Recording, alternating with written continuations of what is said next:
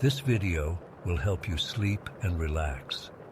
But before we begin, I would like to know which city you're from and what time you're watching this. Now, subscribe to the channel, relax, and let's begin. I never thought I'd be sharing this, but I need to get it off my chest. Maybe someone here has experienced something similar or can make sense of what happened to me. I've always been a city guy. Grew up in Chicago, lived in Boston for college, then moved to New York for work. Last year, my advertising job nearly broke me. 70-hour weeks, constant deadlines, a boss who'd text at 3 in the morning expecting immediate responses. By December, I was having panic attacks in the bathroom and downing sleep aids just to get 4 hours of rest. My therapist suggested a complete disconnect, somewhere with no Wi-Fi, no cell service, just me and nature. Reset your nervous system, she said. I laughed it off at first. Me, in nature, the guy whose idea of camping was a hotel without room service, but the idea took hold. I started browsing rental sites, looking for somewhere isolated but not totally primitive. That's when I found the A-frame cabin in Blackwood National Forest. The listing had only 5 photos. The exterior, a classic triangular cabin with huge windows, a rustic kitchen, a loft bedroom, a fireplace, and a view of the surrounding pines. No reviews, surprisingly affordable for a month-long rental, and the description promised complete solitude for the weary soul. I booked it impulsively one night after a particularly brutal day at work. The owner, just listed as Jay, responded with brief instructions and a note that the cabin was off-grid but comfortable. There was a landline for emergencies, a well for water, and solar panels for basic electricity. The bathroom situation was an outhouse about 20 yards from the main cabin. Not ideal, but I figured I could manage for a month. My friends thought I was having a breakdown when I told them I was taking a month off to live in the woods. Maybe I was. All I knew was I needed silence. I arrived on a clear January afternoon after a 3-hour drive from the nearest town. The Forest Service road was barely maintained, and my city sedan struggled with the last 5 miles. The cabin sat in a small clearing surrounded by towering pines. No neighbors visible in any direction, just trees, snow, and absolute quiet. The first few days were bliss. I slept 10 hours straight the first night. No sirens, no neighbors fighting, no delivery trucks beeping at dawn. I'd wake up, make coffee on the wood stove, read by the fireplace, take walks in the surrounding forest, and cook simple meals. My phone stayed off in my bag. I didn't even miss it. On day 4, it rained all night. Heavy, pounding rain that drummed against the A-frame's roof like thousands of fingers tapping. I found it soothing at first, then unsettling as it continued for hours. I fell asleep eventually to the sound of water rushing through the gutters. The next morning dawned clear and cold. I made my coffee and stepped onto the front porch to enjoy the fresh post-rain air. That's when I noticed them. Footprints. Barefoot human prints in the mud leading up to my porch. They circled the cabin completely. I followed them around the perimeter. They came from the dense woods to the north, made a complete loop around the cabin, lingered by the windows, and then returned to the forest the same way they came. I told myself it was probably the property owner checking on things after the storm. But why barefoot in January, and why not knock on the door? I tried to shake it off, took a walk, read my book, kept busy. But I found myself glancing out the windows more often, listening more intently to the sounds of the forest. That night I made sure all the windows and doors were locked before going to bed. I woke around 2 in the morning to a sound I couldn't immediately identify. A sort of shuffling outside, moving around the cabin. Then silence. Then the shuffling again, this time on the other side. Something was circling the cabin, exactly like the footprints had shown. I lay frozen in the loft bed, straining to hear. The shuffling stopped outside one of the big A-frame windows. I could feel something looking in, though from my angle I couldn't see it. The silence stretched for what felt like hours before whatever it was moved on, its footsteps receding into the forest. In the morning, I found new footprints, the same bare footprints, but now I noticed something I'd missed before. They were oddly elongated, with toes that seemed too long and spread too wide. Not normal human feet at all. I spent that day debating whether to leave, but the rational part of my brain kept offering explanations. A homeless person living in the woods, an eccentric neighbor, maybe even a bear walking oddly on its hind legs. I decided to stay but took precautions, moving the kitchen knives closer to my bed, keeping the fireplace poker nearby. That night, it came back. This time, I heard it clearly. The unmistakable sound of footsteps on my porch, slow, deliberate steps that paused at each window. Then, for the first time, it tried the door handle, a gentle turning that stopped when it found the door locked. The handle returned to position with a click that sounded deafening in the silence. I lay in bed, eyes wide open, heart pounding so hard I was sure whatever was outside could hear it. The footsteps continued around to the back of the cabin, where I heard scratching against the wall. Not aggressive, more like curious, testing.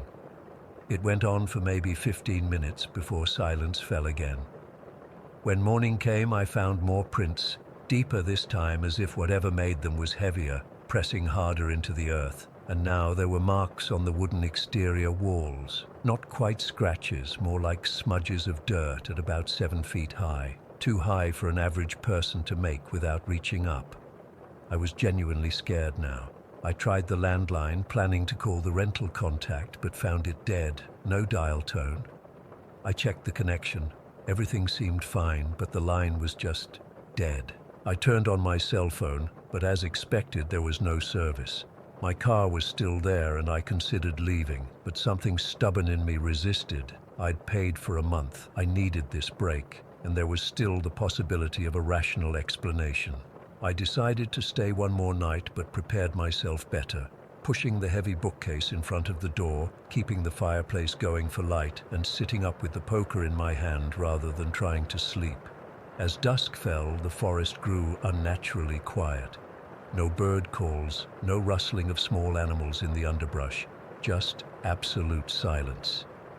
I sat by the fire, straining to hear anything over the crackling of the flames. It came earlier this time. I heard the first footstep on the gravel outside around 9 p.m., but instead of circling immediately, it stayed in one spot. I could feel it standing there, just beyond the porch, watching the cabin. After several minutes, it began to move, but differently this time, not circling at regular intervals, but moving erratically, coming closer to one window, then darting to another. I caught a glimpse of it finally, just a tall, dark shape passing between me and the moonlight. Too tall to be a normal person, too thin, moving with a fluidity that seemed wrong somehow. It spent hours testing the cabin that night, pushing gently on windows, tapping on the glass, trying the door handle repeatedly despite the bookcase I'd shoved against it. Around 3 a.m., I heard it climb onto the roof. The A-frame design meant it was right above me, separated by just the wooden ceiling. I heard it move across the roof peak, pausing directly above where I sat. Something fine began to sift down through the tiny gaps in the ceiling boards, dirt or dust that drifted into the firelight. Then liquid, just a few drops that splashed onto the floor beside me. It was dark, viscous. I didn't touch it. The thing moved back down the roof and returned to circling. Near dawn, I heard it move away from the cabin and toward the outhouse. The door creaked open, then closed. Silence followed. When the first light of dawn broke, I couldn't take it anymore. I moved the bookcase, grabbed my essentials, and ran to my car. As I passed the outhouse, I noticed the door slightly ajar. Some stupid impulse made me look inside. The walls were smeared with what looked like blood, not splashed violently, but applied in deliberate swirling patterns that made my eyes hurt to look at them. The dirt floor was disturbed as if something had been digging, with a small hole about a foot deep in the center. I didn't stop to investigate further. I threw my stuff in the car and sped down the forest road. As I drove, I noticed something I hadn't seen on my way in. A narrow game trail leading deeper into the forest, with trees on either side marked with deep claw-like gashes about 7 feet up the trunks. The marks formed a pattern too regular to be random animal scratches. When I got back to cell service, I immediately tried to find the cabin listing to report what happened. It was gone, completely scrubbed from the rental site as if it had never existed. My booking confirmation email still showed in my inbox, but the link led to an error page. I called the site's customer service, and they had no record of the reservation or payment, though my credit card had definitely been charged. I tried searching property records for Blackwood Forest, looking for anything about an A-frame cabin or an owner with the initial J. Nothing. I even contacted the Forest Service, who told me there were no private residences in that section of the National Forest. It was protected land where building wasn't permitted. It's been 7 months now, and I still wake up some nights thinking I hear shuffling outside my apartment window. I've mostly convinced myself it was a squatter or some forest weirdo trying to scare me off. But I can't explain the missing listing, the Forest Service denial, or what I saw in that outhouse. What haunts me most is the realization that in that perfect silence I'd sought so desperately, something had been watching me the entire time. The isolation I thought would heal me just made me the perfect target. Sometimes I think I was never really alone in that forest. I just didn't recognize the signs until it was almost too late. Story 2. I still have nightmares about what happened at my grandmother's cabin last summer. I've been trying to convince myself it wasn't real, but I can't get the image out of my head. I'm 14 now, but I was 12 when it happened, and I haven't been back to Blackwater Ridge since. My grandmother has lived in those mountains for as long as I can remember. Her cabin is really isolated. We're talking no neighbors for miles, just dense forest all around. Most kids my age would hate being stuck out there with no internet or cell service, but I always looked forward to visiting. Gran would take me hiking, teach me about plants, and tell me stories by the fireplace. That weekend was supposed to be special. Gran had promised to take me to this hidden lake she said was beautiful in the summer. I was so excited about it that I hardly slept on the drive up. My parents dropped me off Friday afternoon, and Gran greeted me with her usual bear hug and homemade cookies. Everything felt normal and safe, just like always. The cabin itself is pretty small, just a main room with a kitchen area, Gran's bedroom, and a tiny guest room where I always stayed. There's no indoor plumbing, so we had to use this old outhouse about 30 feet from the back door. During the day, it's no big deal. But at night, well, let's just say I always tried to make sure I didn't need to go after dark. That night, Gran made her famous stew for dinner, and we played cards until I could barely keep my eyes open. I remember Gran seeming a little distracted, like she was listening for something outside, but when I asked her about it, she just smiled and said it was nothing. I went to bed around 10, falling asleep instantly after the long day. I don't know what woke me up. Maybe it was the unfamiliar creaking of the cabin, or maybe something else. I checked the little wind-up clock next to my bed. It was 3:17 in the morning. My bladder felt like it was about to burst, and I knew I wouldn't be able to fall back asleep without using the bathroom. I sat up in bed, listening. The cabin was completely silent except for Gran's soft snoring from the other room. I grabbed my flashlight from the bedside table and tiptoed to the back door, trying not to wake her. The wooden floor creaked under my feet, and I winced at each sound, but Gran didn't stir. When I stepped outside, the cold mountain air hit me like a slap. It was mid-July, but nights up in Blackwater Ridge get chilly, and I was only wearing my pajama shorts and a t-shirt. The moon was nearly full, casting a silvery glow over everything, but the shadows between the trees seemed darker and deeper than they should have been. I switched on my flashlight and hurried to the outhouse, shivering. The beam bounced across the ground as I walked, illuminating patches of pine needles and twigs. I remember thinking how quiet it was. No crickets, no owls, not even the wind in the trees, just dead silence. Using an outhouse in the middle of the night is creepy enough, but something about that night made it worse. I felt exposed and vulnerable sitting there, like something was watching me through the cracks in the wooden walls. I rushed as fast as I could and practically burst out the door when I was done, eager to get back to the safety of the cabin. That's when I saw him. I was halfway back to the cabin when my flashlight beam swept across the tree line and caught on something that didn't belong. About 50 feet away, partially hidden between two massive pines, stood a figure. At first, I thought it might be Gran. Maybe she'd heard me get up and came to check on me. But even from that distance, I could tell it wasn't her. Gran, I called anyway, my voice sounding small and scared in the silence. The figure didn't answer. It didn't move at all. It just stood there. Against every instinct screaming at me to run, I took a few hesitant steps closer, pointing my flashlight directly at it. That's when I realized what I was looking at, and my blood turned to ice. It was a man, at least it had the shape of a man. He was impossibly tall and thin, like someone had taken a normal person and stretched them out. He wore what looked like an old-fashioned black suit, the kind you might see in photos from the 1900s. It was his posture that made my skin crawl. His head was tilted at an angle that no living person's neck could manage, almost like it had been partially rotated, and his arms hung stiffly at his sides. "Hello?" I called, my voice shaking. "Are you okay?" When my flashlight beam finally illuminated his face, I nearly dropped it. His skin was a sickly grayish white, but what terrified me most was his smile, a horrible stretched grin that was way too wide for his face.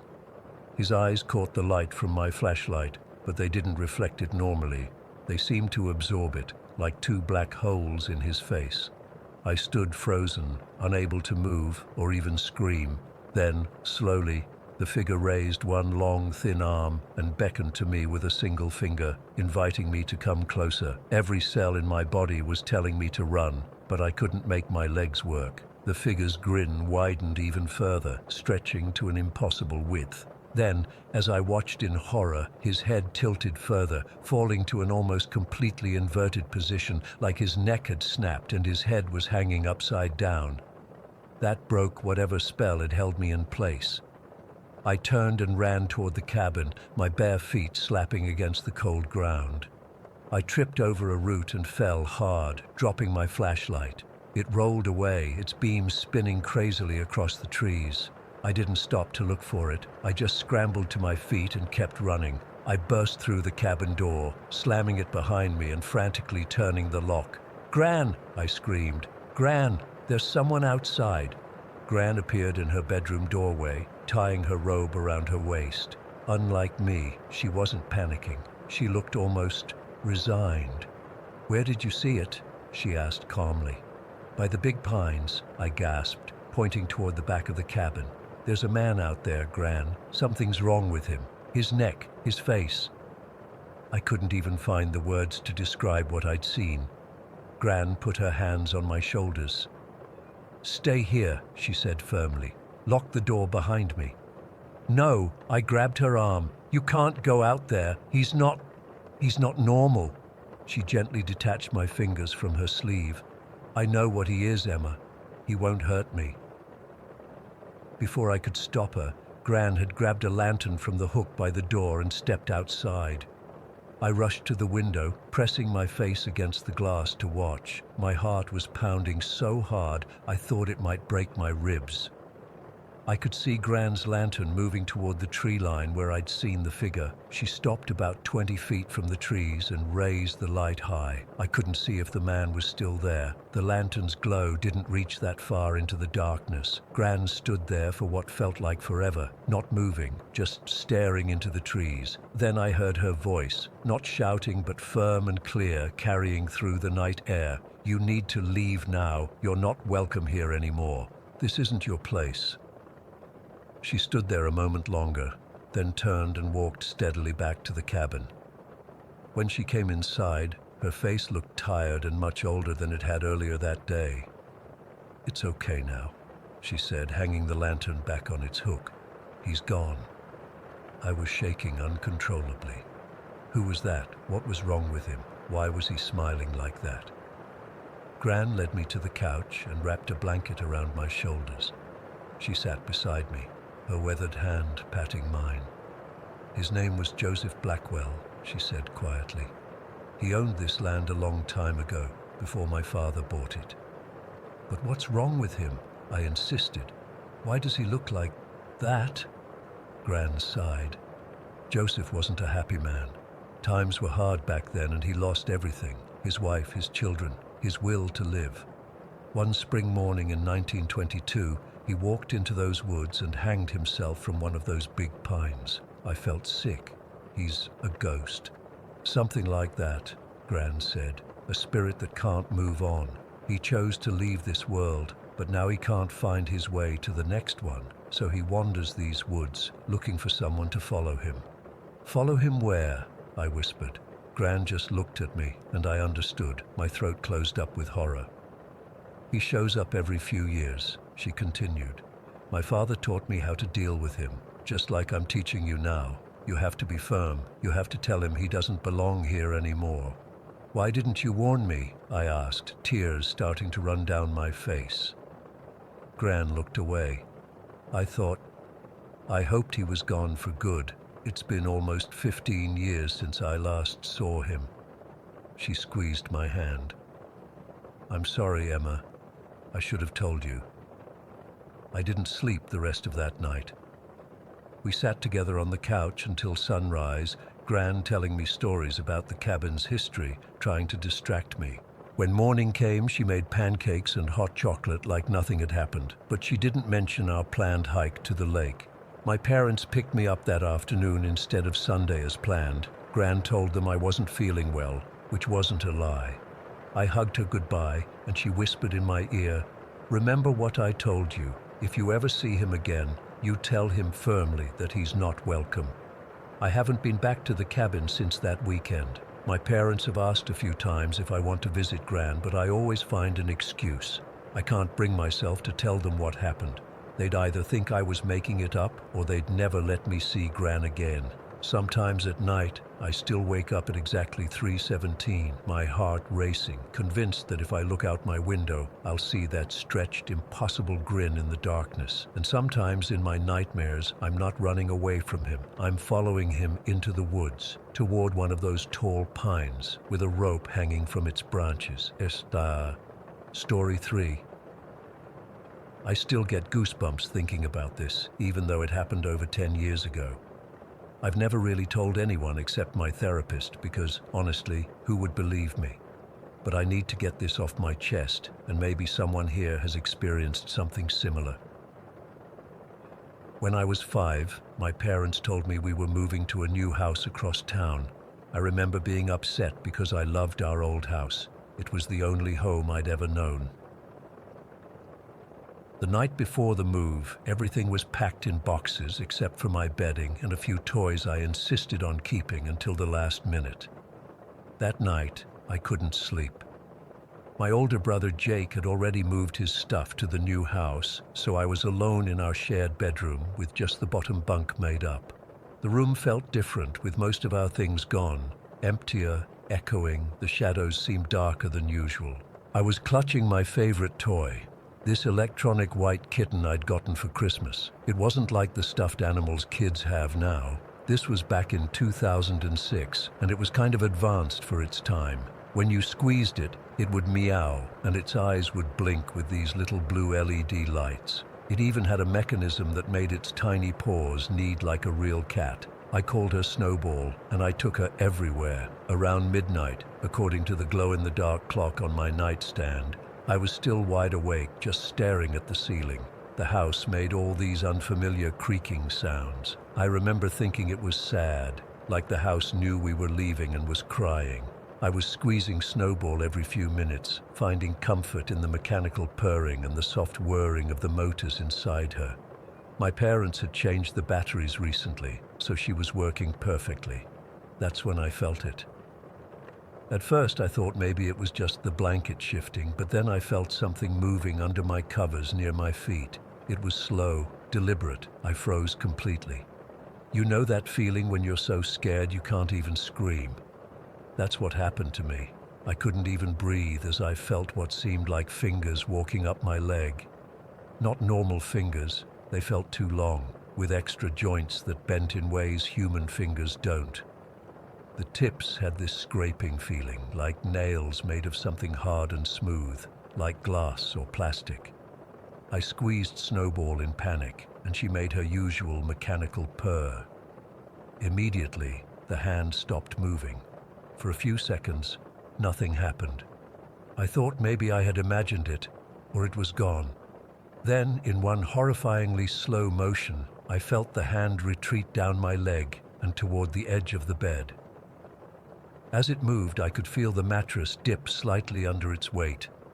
I was trembling so hard I thought I might throw up. The hand reached the edge of my bed where Snowball was lying next to me.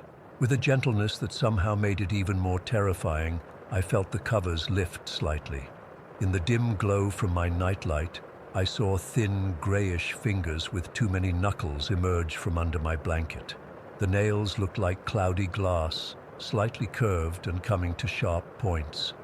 Those fingers, I'll never forget them. They carefully pinched Snowball's tail between what looked like a thumb and forefinger. Then, with excruciating slowness, they pulled her toward the edge of the bed. I wanted to grab her, to scream for my parents, but I was completely paralyzed with fear. All I could do was watch as Snowball was dragged inch by inch off my bed. When she reached the edge, she tumbled to the floor with a soft thud. And then, this is the part that still makes my skin crawl, I heard the soft scraping sound of something dragging across the floor, and Snowball disappeared completely under my bed. I lay there for what felt like hours, too terrified to move, too scared to call out. Eventually, I must have fallen asleep from pure exhaustion. When I woke up the next morning, sunlight was streaming through the windows, and the terror of the night felt distant, like a bad dream. But when I looked for Snowball, she was nowhere to be found. I told my parents she was missing, and they helped me look. We searched everywhere, under the bed, in all the boxes, in every corner of the house. My dad even checked the moving truck in case she'd been packed by mistake. Snowball had completely vanished. My parents tried to console me, saying she'd probably turn up in one of the boxes when we unpacked at the new house, but she never did. After a few weeks, they bought me a new stuffed cat, but it wasn't the same. It didn't move or purr like Snowball had. Over time, I almost convinced myself that I'd dreamed the whole thing, that I'd accidentally packed Snowball somewhere and forgotten about it. The memory of those strange fingers became hazy, filed away as a childhood nightmare. Fast forward 7 years. I was 12, and our family had moved again to a bigger house in a different neighborhood. The house I'd lived in as a 5-year-old had been rented out all those years, but the tenants had recently moved out, and my parents needed to clean it up before selling it. It was weird going back there. The house seemed smaller than I remembered, and someone had painted the walls a different color. As we walked through the empty rooms, I felt a strange mixture of nostalgia and unease. My old bedroom was completely empty, no furniture, just bare walls, and the same beige carpet, now stained in places. I stood in the doorway for a while, remembering the bunk bed that used to be against the far wall, my toy chest in the corner, the glow-in-the-dark stars my dad had stuck on the ceiling. Something compelled me to walk to the spot where my bed had once stood. The carpet there was cleaner than the rest, showing the outline of where the bed frame had protected it from wear and tear over the years. And that's when I saw it. Right in the center of where my bed had been was a small white object. At first, I thought it was just trash left by the tenants. But as I got closer, my heart started pounding so hard I could hear it in my ears. It was Snowball. She was almost unrecognizable. Her once pristine white fur had yellowed with age. One of her ears was torn, and her blue eyes were clouded and scratched. She was covered in this strange, ashy dust, like she'd been kept in a fireplace or chimney for years. But it was definitely her. The same size, the same shape, the little pink nose. I felt sick, but couldn't stop myself from picking her up. Her synthetic fur felt brittle and wrong between my fingers. As I lifted her, something inside her clicked, and to my absolute horror, she started to work. The mechanism inside her whirred to life. Her cloudy eyes blinked slowly, and her tiny paws began to knead the air. She made a purring sound, but it was distorted and lower pitched than I remembered, like the batteries were almost dead. But that was impossible. Batteries don't last 7 years. Someone would have had to replace them. The thought that something had been playing with my toy, changing its batteries, keeping it hidden all these years, it was too much. I dropped Snowball like she'd burned me. She hit the carpet with a thud and continued to purr and knead for a few seconds before going still. I ran out of the room, nearly crashing into my mom in the hallway. I was hyperventilating, trying to explain what I'd found. She came back to the room with me and Snowball was still there, filthy and broken looking on the carpet. My mom picked her up, confused about why I was so upset. "Oh, it's your old kitty toy. How did this get left behind?" she wondered aloud. "It's filthy. And look, it still works." She pressed Snowball's stomach, and again the toy purred and moved its paws. I begged her to throw it away. I couldn't explain why, couldn't bring myself to tell her about that night, about the hand with too many knuckles and glass nails. She looked at me strangely, but must have seen the genuine fear in my face because she didn't argue. She took Snowball to the kitchen and dropped her in the trash bag with the other cleaning debris. As we left that day, I couldn't shake the feeling that something was watching us from the windows of my old bedroom. I never went back to that house again. I'm 19 now, in college, hundreds of miles away from that place. But sometimes, when I'm trying to fall asleep, I swear I can feel the mattress dip slightly at the foot of my bed. And in those moments, I remember those fingers with too many knuckles, and I wonder what happened to Snowball during those 7 years, and what might have been playing with her all that time. Story 4: I've been debating whether to share this for months now. I'm not a writer or anything, just a regular guy who experienced something I still can't explain. Even typing this makes my hands shake a little. I guess I'm hoping someone here might have had a similar experience or can make sense of what happened to me. About 2 years ago, I was completely burned out from work. I'd been pulling 60-hour weeks at a marketing firm in Seattle for almost a year straight. My boss was constantly breathing down my neck, clients were getting more demanding, and I hadn't taken a real day off in months. I was running on fumes, not sleeping, living on coffee and takeout, the whole downward spiral. My Uncle Ray mentioned he had this old hunting cabin in northern Idaho that he hadn't used in years. He said I could stay there as long as I needed to decompress. No internet, no cell service, just trees and silence. It sounded exactly like what I needed. "Take my rifle with you," he told me when handing over the cabin keys. I laughed it off. I'm not a hunter and had no intention of shooting anything. "I'm serious, Mike," he insisted. "There's bears and mountain lions up there. Better to have it and not need it." I didn't argue. I figured I'd just leave it in its case the whole time. The drive took about 7 hours from Seattle, the last 2 on these winding logging roads that got progressively narrower and rougher. My GPS lost signal about an hour before I reached the turnoff. Good thing Uncle Ray had drawn me a detailed map, marking all the right forks with little notes like "Big Dead Pine on left" or "Creek Crossing." I arrived as the sun was setting. The cabin was, well, not what I expected. It was small, maybe 400 square feet, and it listed slightly to one side like it was tired of standing up straight. The porch sagged in the middle, and parts of the roof looked sketchy. It was obvious no one had been there in a long time. Inside wasn't much better.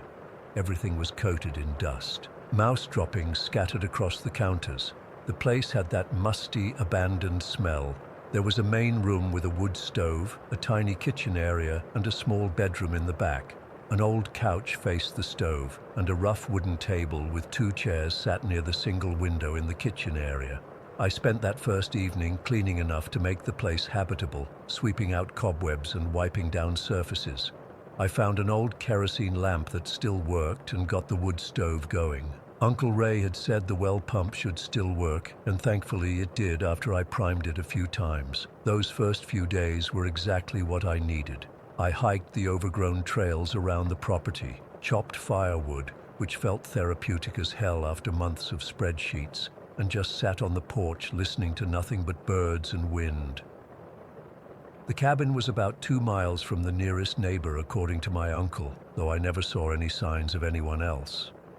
At night, I'd read paperbacks by lamplight or just stare into the fire until I got sleepy.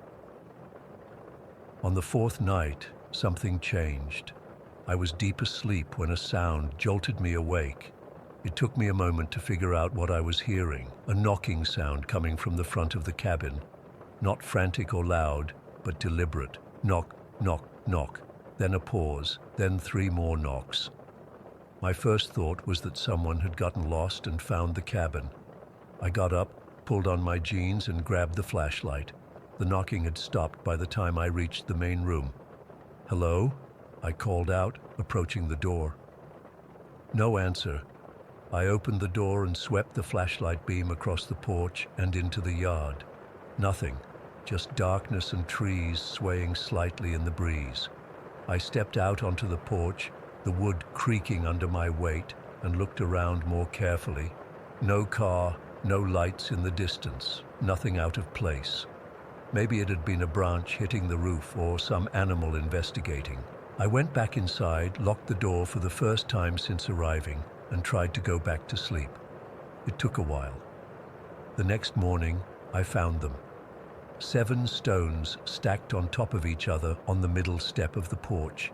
Not just scattered or piled, deliberately balanced one on top of the other, tallest to smallest, the kind of arrangement that could only be man-made. I stood there staring at this little tower of rocks for a long time. Someone had been here during the night. Someone had stood on my porch while I slept and built this thing. I kicked the stones over, watching them scatter across the dirt, and spent the morning looking for footprints or any other signs of visitors.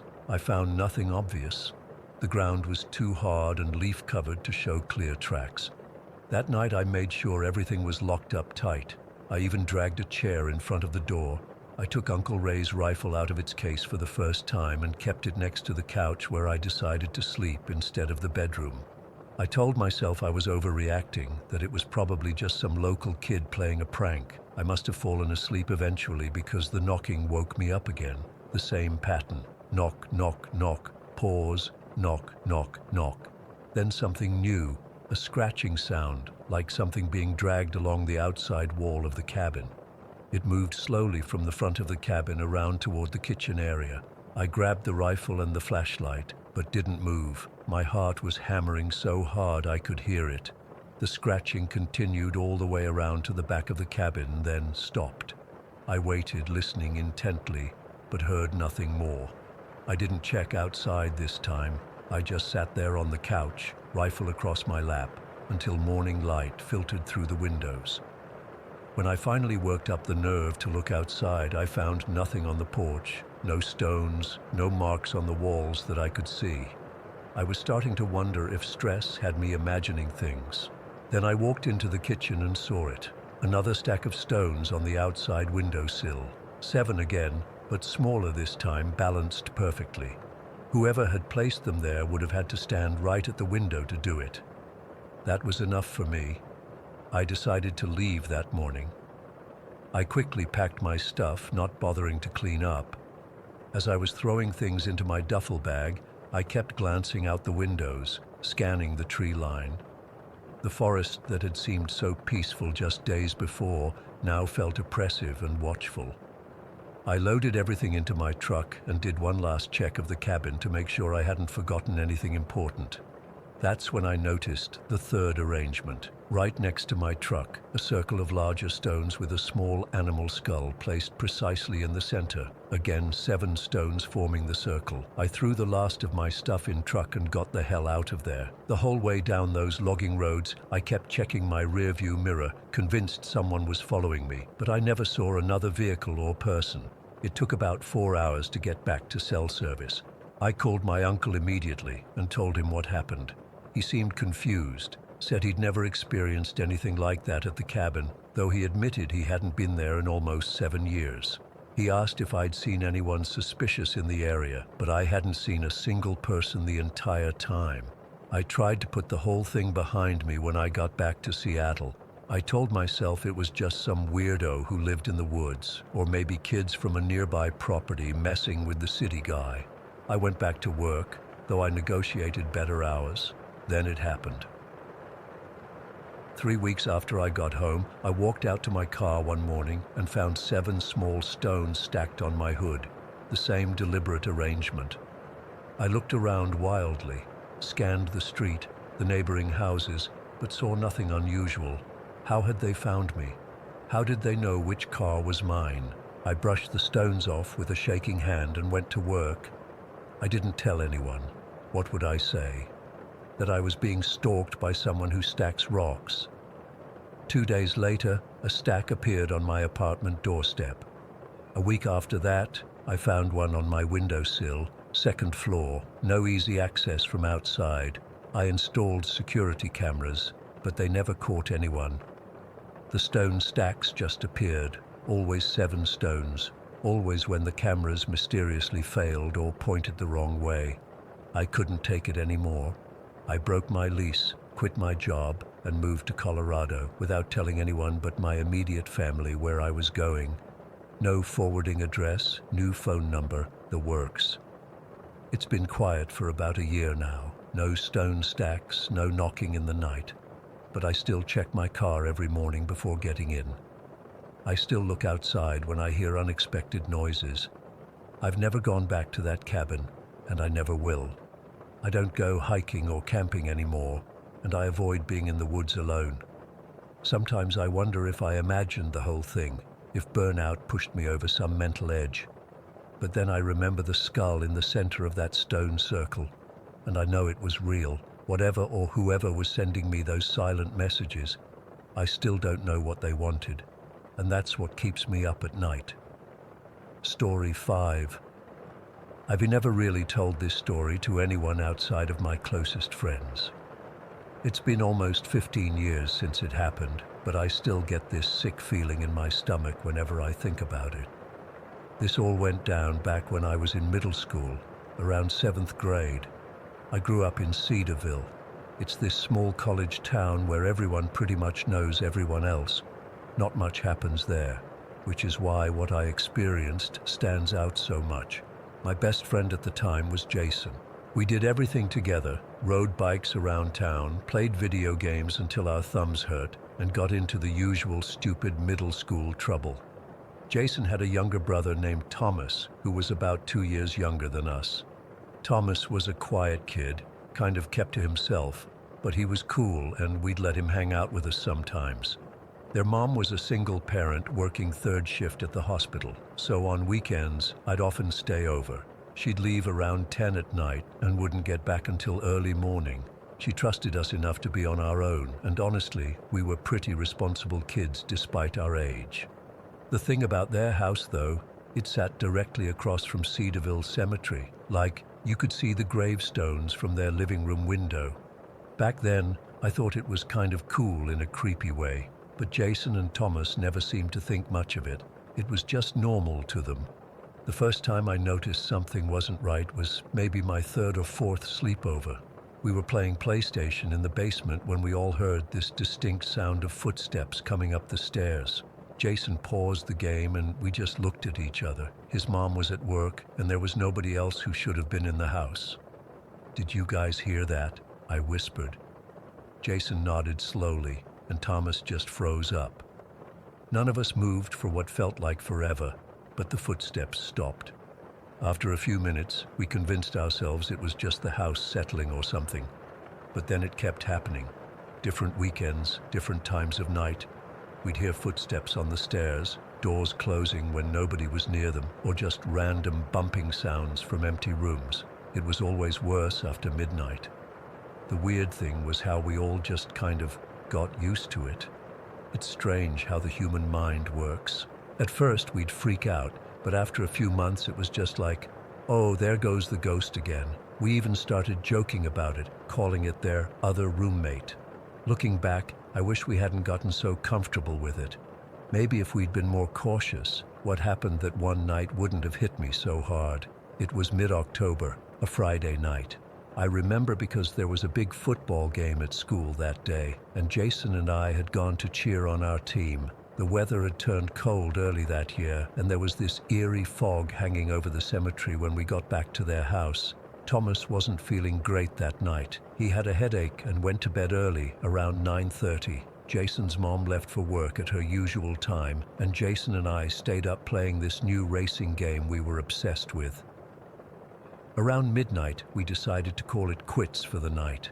Jason's basement was always freezing in the fall, so we planned to sleep in the living room instead. We started setting up the couch cushions on the floor. We'd take them off the couch and make these little mattresses on the ground. It wasn't comfortable, but we thought it was awesome. I was placing down my cushion when I heard the floor creak in the hallway. Then came this weird sound, like a low moan or a sigh. I didn't think much of it at first, because we were used to random noises in that house. I glanced up toward the hallway, and that's when I saw him. Thomas was walking across the hall toward the bathroom. He was wearing his usual sleep clothes, this faded blue t-shirt and gray sweatpants. His hair was messy, like he'd just woken up. He didn't look at me or say anything, just shuffled across the hall and into the bathroom. "Hey, Thomas is up," I said to Jason, who had his back turned as he was looking for extra blankets in the closet. "Huh? He's probably just going to the bathroom," Jason replied, not thinking anything of it. I nodded and continued setting up my makeshift bed, but something felt off. I kept my eyes fixed on the hallway, waiting for Thomas to come back out. 1 minute passed, then 2, then 5. "Is Thomas still in the bathroom?" I asked Jason. Jason shrugged. Maybe he went back to bed already, but I hadn't seen him come out, and the hallway was directly in my line of sight.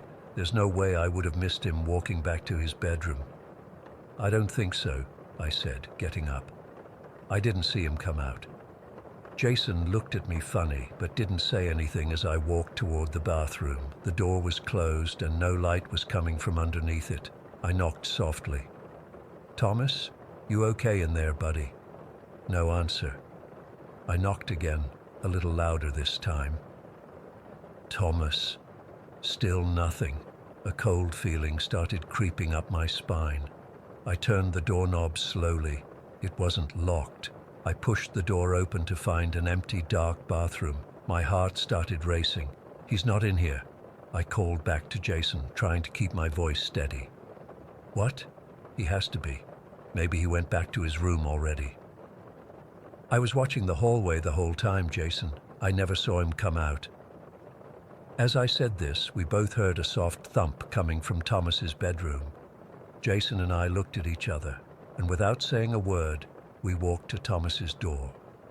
Jason pushed it open slowly. There was Thomas, fast asleep in his bed.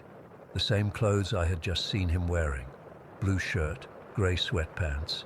His blanket was half on the floor, probably the source of the thump we'd heard. "Thomas," Jason whispered, shaking his brother's shoulder gently. Thomas groaned and rolled over, eyes blinking open. "What?" he mumbled, clearly having been asleep for a while. "Did you just go to the bathroom?" Jason asked. Thomas looked confused. "No, I've been asleep." His voice was groggy, and it was obvious he'd been out cold.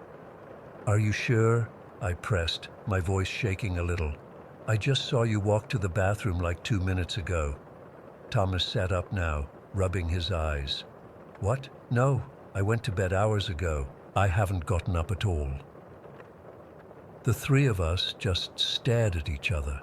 I felt like the floor was dropping out from under me. If Thomas had been asleep this whole time, then who or what had I seen walking to the bathroom? "Maybe you were seeing things," Jason suggested, but I could tell by his voice that he didn't believe that either. "I saw him, Jason. I saw Thomas walk across the hall to the bathroom. Same clothes, same messy hair. It was him." My voice cracked a little. Thomas pulled his blanket up to his chin, his face gone pale. "That wasn't me," he whispered. "We ended up all sleeping in the living room that night, with every light in the house turned on. None of us really slept much.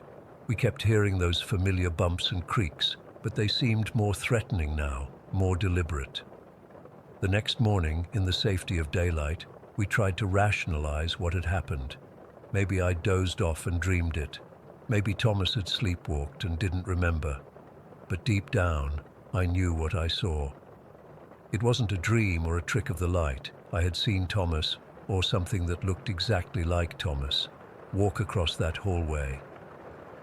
What bothers me the most, even now, is how real it looked. This wasn't some transparent ghost or shadowy figure. It was solid. It moved like a normal person. It was Thomas in every detail. except it couldn't have been Thomas. Over the next few weekends, the activity in that house got worse. The footsteps became louder, things would move on their own, and once, all of us watched a door slam shut with no draft or explanation, but nothing ever matched the terror of that night when I saw Thomas's perfect double. I still stayed over sometimes, but I never walked around that house alone after dark again, and I always made sure I knew where the real Thomas was. Jason's family ended up moving a few years later when his mom got a better job in another town. I often wonder if the new owners experienced the same things we did, or if whatever was in that house was somehow connected to Jason's family. To this day, I can't explain what I saw. I've read about doppelgangers and myths about seeing someone's double, but nothing quite matches my experience. Sometimes I try to convince myself there must be a logical explanation. But then I remember the absolute certainty I felt that night. I saw Thomas walk into that bathroom, but Thomas was asleep in bed the whole time. I've never had another paranormal experience since then, and honestly, I hope I never do. But whenever I drive through Cedarville and pass by that cemetery, I can't help but look across at that house and wonder what exactly was living there with my friends all those years. Story 6. I've never talked about this before online, but I need to get this off my chest. I've been living with someone watching over me my entire life. I call him Steve. I know how that sounds, giving a normal name to something so not normal, but when you grow up with a presence like this, you end up naming it just to make sense of things. I'm 23 now, but this all started when I was little, maybe 3 or 4. We were living in Chile then. My parents moved us to Australia when I was 5. I remember playing with my dolls in the living room when I first noticed him. Just a tall, dark figure standing in the hallway watching me. The weird thing was, I wasn't scared. Not at first. His eyes were what stood out. They were this bright, bleeding green color that seemed to glow in the shadows. I remember actually waving at him and saying, "You can come play if you want." God, I was so stupid. I didn't understand what I was inviting in. Steve wasn't like the shadow people you read about online. He could touch things, move them. He could touch me. His hands were always ice cold, and sometimes he would speak. Not like a normal voice, it was distorted, like someone talking through static, but definitely masculine.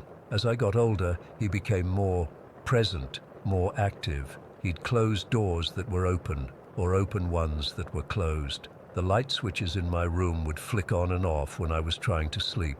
Sometimes I'd hear tapping on the walls, tap, tap, tap, always in sets of 3, and he would mimic voices.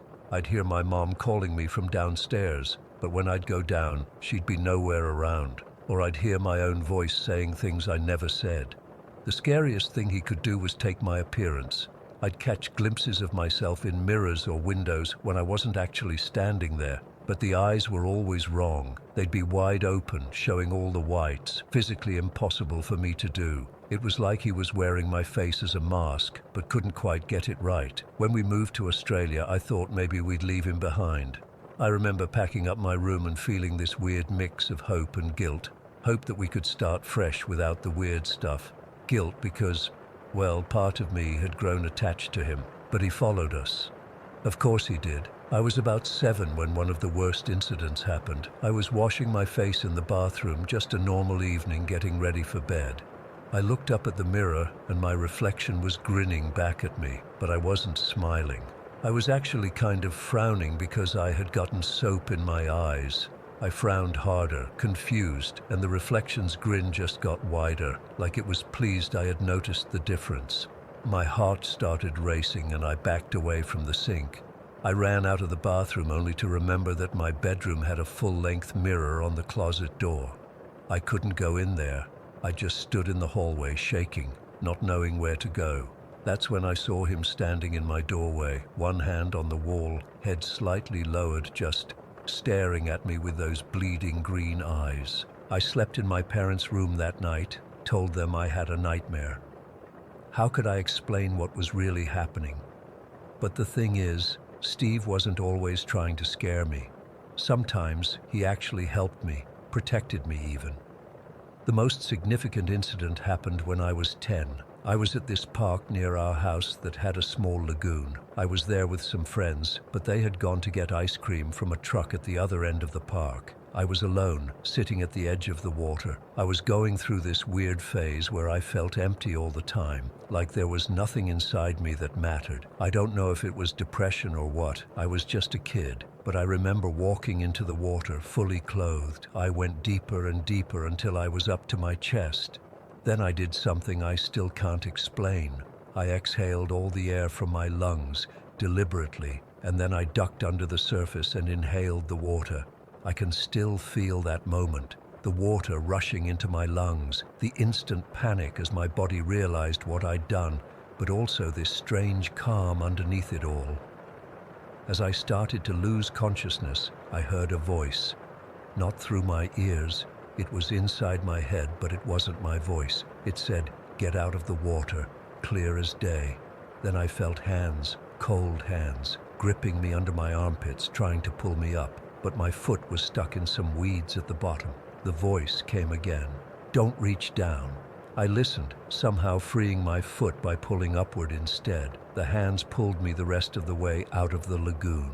Here's the weird part. My lungs should have been burning. I should have been coughing up water, struggling to breathe, but I wasn't. I was breathing normally, like I'd never gone under.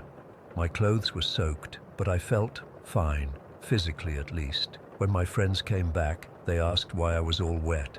I told them I fell in. I couldn't explain what had really happened. I couldn't even explain it to myself. After that, Steve's presence became more constant. I'd hear footsteps in the hallway at night, knocking on walls, sometimes growling noises or scratching sounds. My parents thought our house had rats, but the exterminator never found anything. I knew it was him. Sometimes things would go missing, a hairbrush, a school book, a sock, only to reappear days later in plain sight, somewhere I'd already looked a dozen times.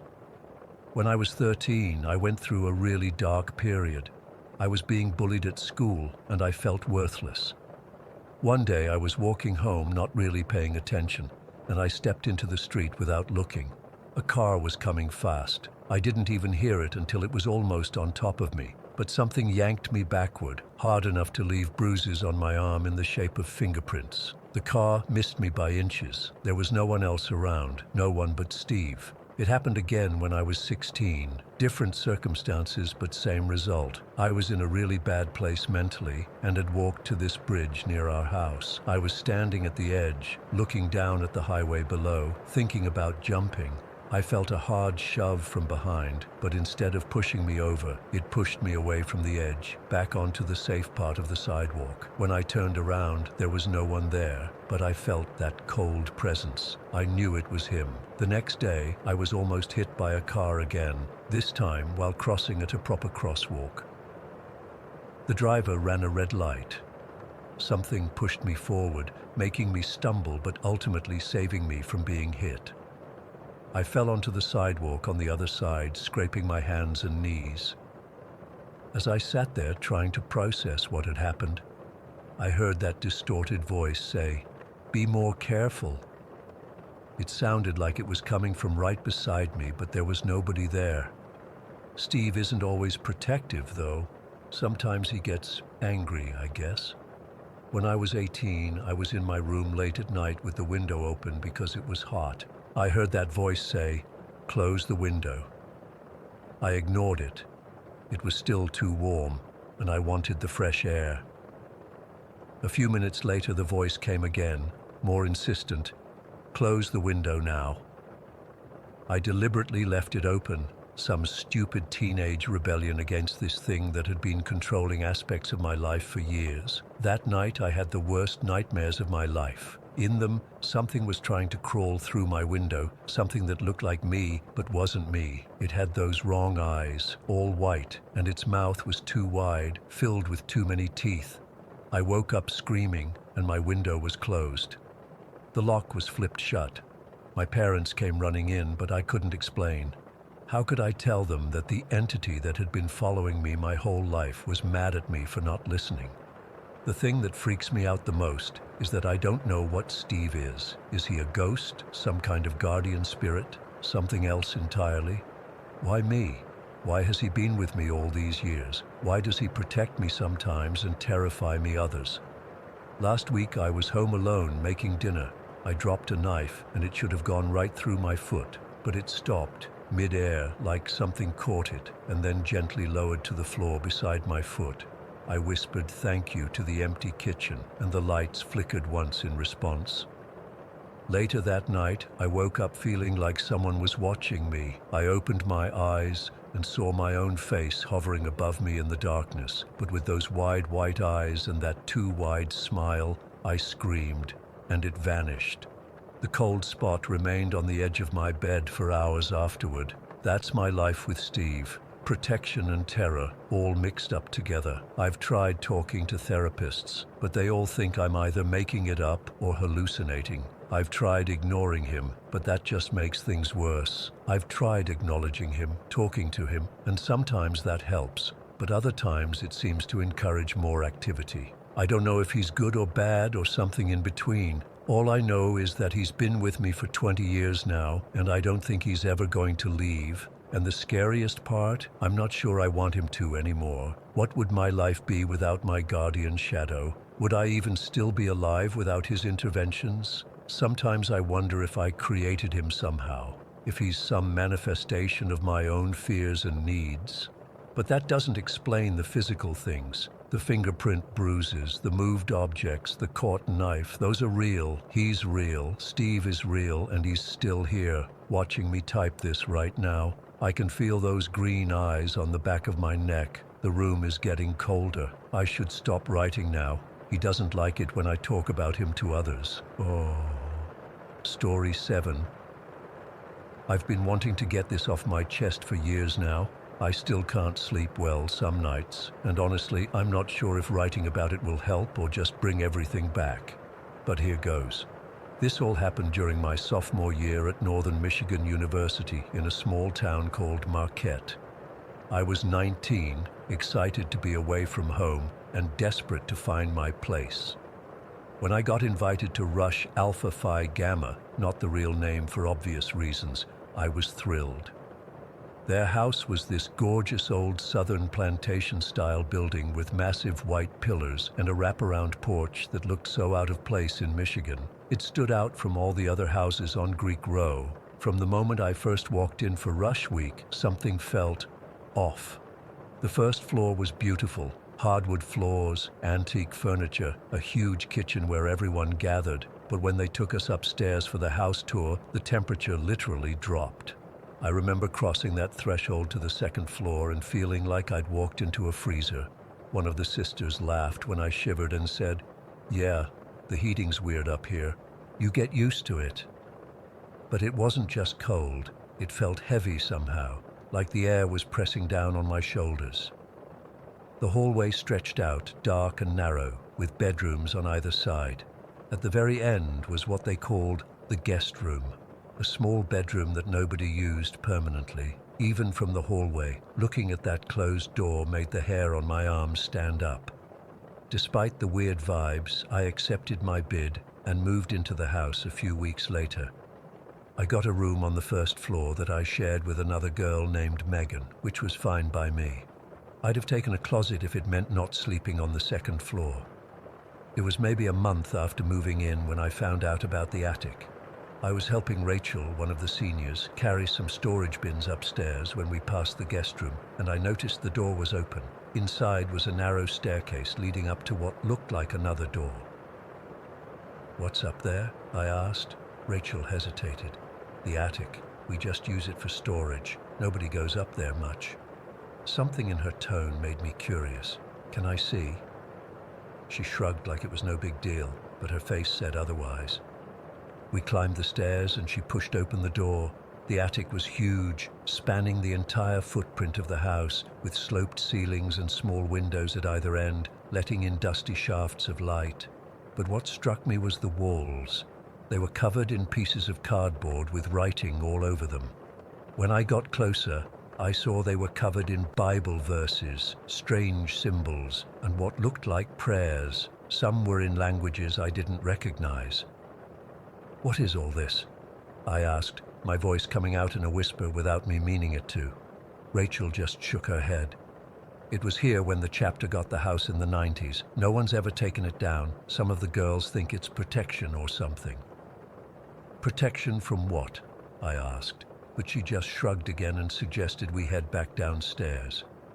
After that, I started noticing more things, like how none of the girls would go to the bathroom alone at night, or how everyone avoided the guest room, even though we were always short on space during events, or how sometimes, in the middle of conversations, everyone would suddenly go quiet if they heard a noise from upstairs.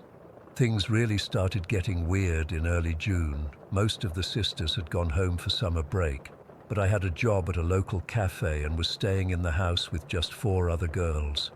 One night, it was just me and Tanya in the house. Everyone else had gone to visit friends for the weekend. We were sitting in the kitchen around 11 at night, sharing a bottle of wine and talking. The house was completely silent except for our voices. Then, out of nowhere, we heard a loud thud from upstairs. We both froze. Tanya whispered, "Did you hear that?" I nodded, my heart already beating faster.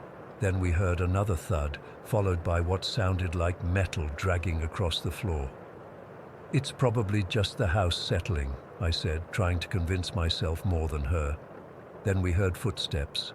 Slow, deliberate footsteps crossing the ceiling above us, heading toward the staircase. Tanya grabbed my arm so hard it left marks. "Sophie, there's nobody else here," she whispered. We sat there paralyzed as the footsteps reached the top of the stairs. But then, nothing. No sound of someone coming down, just silence. After what felt like forever, we worked up the courage to grab kitchen knives and check the house. We found nothing upstairs, no open windows, no signs of an intruder. But when we came back down to the kitchen, 2 metal baking sheets that had been in a high cupboard were lying on the floor, several feet apart from each other. I still can't explain how they got there. The cupboard was closed. There was no way they could have just fallen out, and even if they had, they wouldn't have landed so far apart. We slept in the same room that night with the door locked and a chair propped under the handle. The worst night, though, was during mid-July. More sisters had returned for a summer meetup, and we were having a sleepover in the common room. There weren't enough blankets and pillows to go around, so I volunteered to run upstairs to grab some from the linen closet. As I passed the guest room, I noticed the door was cracked open. Something made me stop and look inside. The room was empty except for a twin bed with an old iron frame and a small nightstand. But standing there in the doorway, I felt like someone was watching me from the attic stairs. Later that night, when everyone was settling into sleep, our president announced that there weren't enough spots in the common room for everyone. "Someone will have to take the guest room," she said, and the room went silent. I don't know what possessed me. Maybe I wanted to prove I wasn't scared, but I volunteered. The looks on everyone's faces should have been enough to change my mind, but I was stubborn. "Are you sure?" Megan asked me quietly as I gathered my things. "You can share my spot." "It's fine," I insisted. "It's just a room." I regretted it the moment I closed the door behind me. The guest room was freezing despite it being July in Michigan. I tucked myself into the bed, pulling the blankets up to my chin, and tried to ignore the feeling of dread that had settled in my stomach. I must have fallen asleep eventually, because I woke up around 3 in the morning to the feeling of someone tugging on my blanket from the foot of the bed. Still half asleep, I mumbled, "Stop it," thinking it was one of the sisters playing a prank. When I opened my eyes, I saw the blanket being slowly pulled down toward the foot of the bed, but there was nobody there. I sat up with a gasp, fully awake now, and the pulling stopped. The room was empty and silent, but the blanket was bunched at the foot of the bed. I was about to get up and run downstairs when I heard it, a slow, heavy footstep on the attic stairs. Then another. Something was walking down from the attic. I was frozen in place as the footsteps continued, slow and deliberate, getting closer to the attic door. Then I heard something different, a scraping sound, like fingernails dragging across the wood. My eyes were fixed on the attic door, which thankfully had an old chain lock fastened across it. As I watched, the doorknob began to turn, slowly at first, then more violently. The door shook against the chain like something was pushing hard from the other side. I couldn't scream. I couldn't move. I just sat there, watching as the doorknob rattled and the door strained against the chain. This went on for what felt like hours, but was probably only minutes. Then, as suddenly as it had started, it stopped. Complete silence fell over the room again. I sat there until dawn broke, too terrified to move, too terrified to even blink. When I finally stumbled downstairs the next morning, one of the other girls, Zoe, took one look at my face and asked what happened. When I told her, she went pale. "I had a nightmare last night," she whispered, "about a man in old-fashioned clothes standing at the foot of my bed, trying to convince me to go up to the attic with him. He said there was something he needed to show me." That afternoon, while everyone else was out at brunch, I went searching through the house records in our chapter room. Behind a stack of photo albums, I found a leather-bound journal with entries dating back to 1993, when our chapter first moved into the house. The journal documented every strange occurrence in the house over 25 years. Sisters seeing a woman's reflection in the bathroom mirror who wasn't there when they turned around. Disembodied voices calling their names. Objects disappearing and reappearing in strange places, like a hairbrush found on the attic stairs when nobody had been up there in months. Kitchen cupboards and drawers opening on their own, and the guest room. So many entries about the guest room. Girls waking up to find someone sitting on the edge of their bed who vanished when they turned on the light. The feeling of being watched, the attic door shaking on its hinges. I took the journal to our chapter president. She admitted that the strange occurrences were why the national organization had finally approved funds for us to move to a new house. They were breaking ground on a new building across campus in the fall. "We didn't want to scare the new members," she explained. "And honestly, most of the time it's just little things. Nothing dangerous has ever happened. But I couldn't stay after that night. I moved into an apartment off campus and dropped out of the sorority. Most of the sisters understood, though some thought I was overreacting."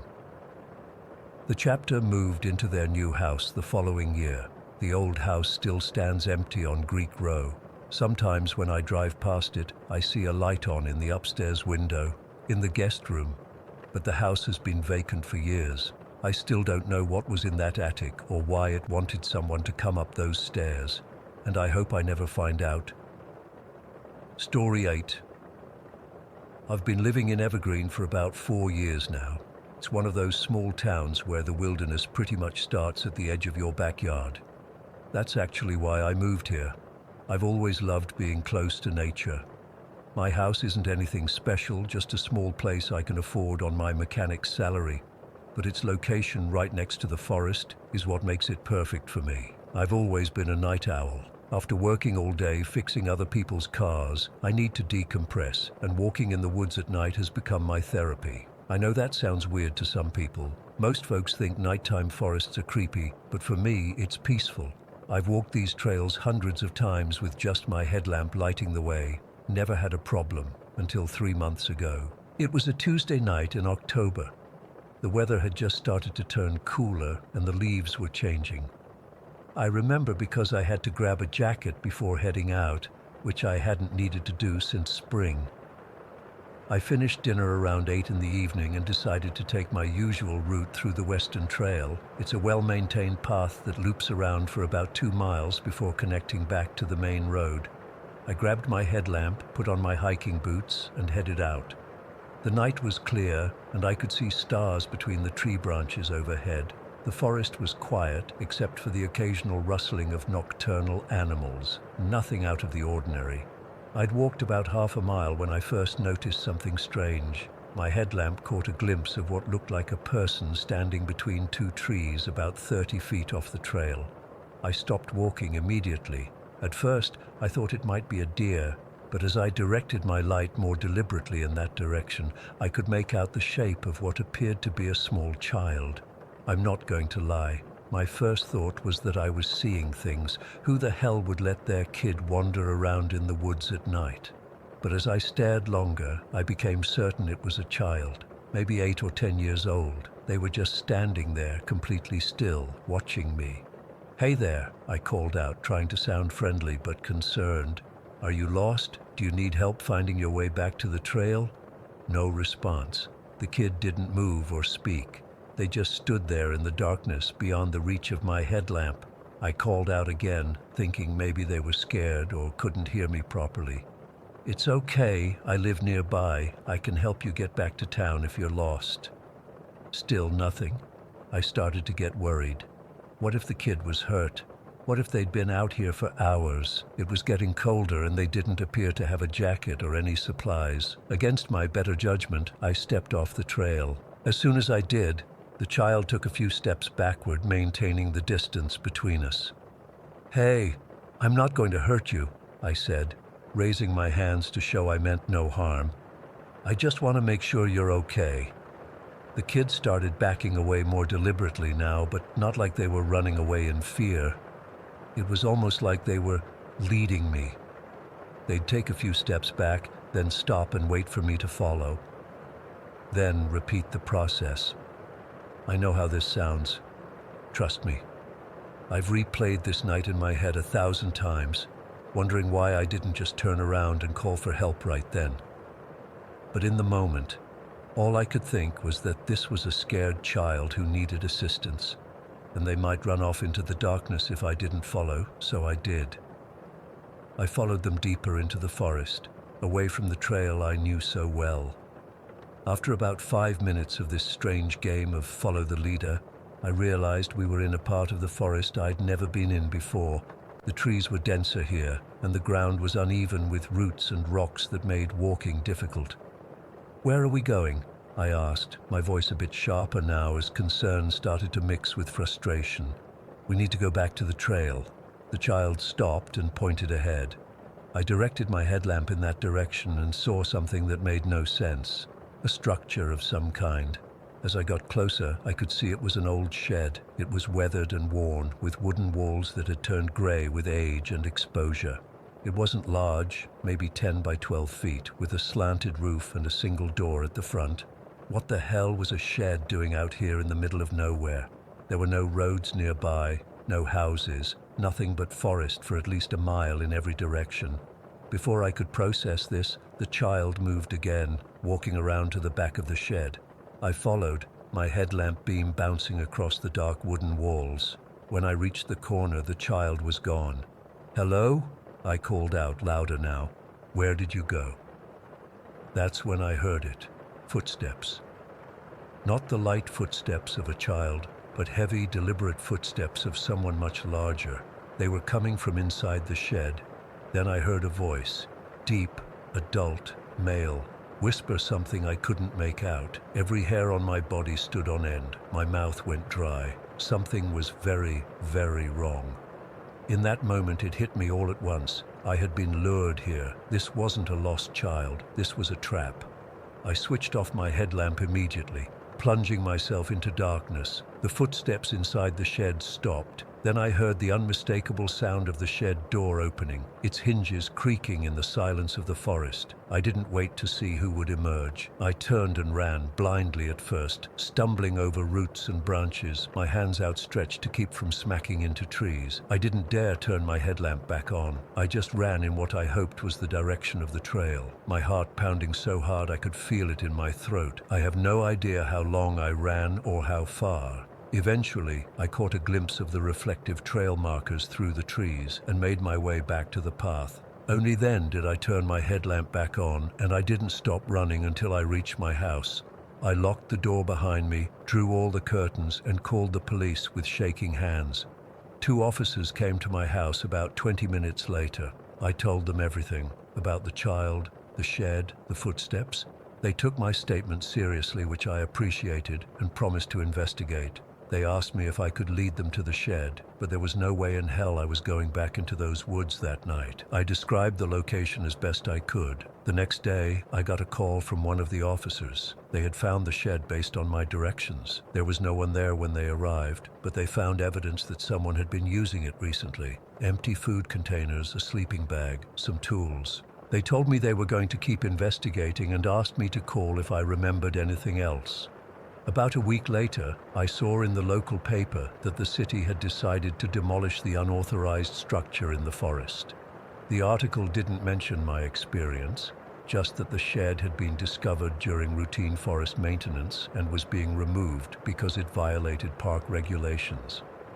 It wasn't until 2 weeks after that night that I learned the truth. I ran into Officer Brennan, one of the cops who had taken my report, at the gas station. He recognized me and pulled me aside. "I thought you should know," he said quietly. "When we demolished that shed, we found some things buried underneath it, evidence linked to a kidnapping case from a neighboring county. I can't give you details, but what you did, you might have helped solve a very serious crime." My blood ran cold. "And the child I saw?" I asked. Officer Brennan shook his head. "We never found any child. No footprints that size, nothing to indicate a child had been there recently. I haven't been able to make sense of what happened that night. Who was that child? Why did they lead me to the shed? Whose footsteps did I hear? Sometimes I wonder if I narrowly escaped becoming a victim myself. Other times, I wonder if what I saw wasn't a child at all, but something else, something trying to show me what was hidden in those woods.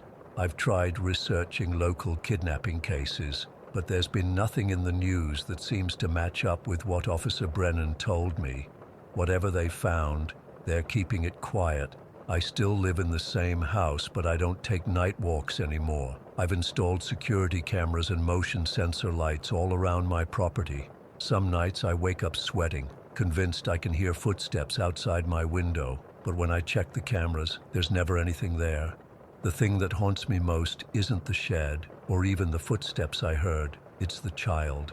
The way they stood so still, watching me. The way they never spoke, never ran, just methodically led me deeper into the woods. If it was a trap, why would someone use a child as bait in such a remote location? And if it wasn't a trap, then what was it? I don't have answers. Maybe I never will. All I know is that when I look out my window at night now, the forest doesn't seem peaceful anymore. It seems like it's hiding something, and sometimes when the wind blows just right, I swear I can hear a child's laughter carried on the breeze. Story 9. I've always been a night owl. There's something about driving through the countryside after dark that just calms me down. No traffic, no people, just me and the empty road stretching out ahead. I work from home as a web developer, so I spend way too many hours staring at screens in my apartment. Those nighttime drives were my escape, my way to reset. Last Tuesday started like any other day. I finished up work around 9 in the evening and decided to drive over to my buddy Mike's place to watch the basketball game.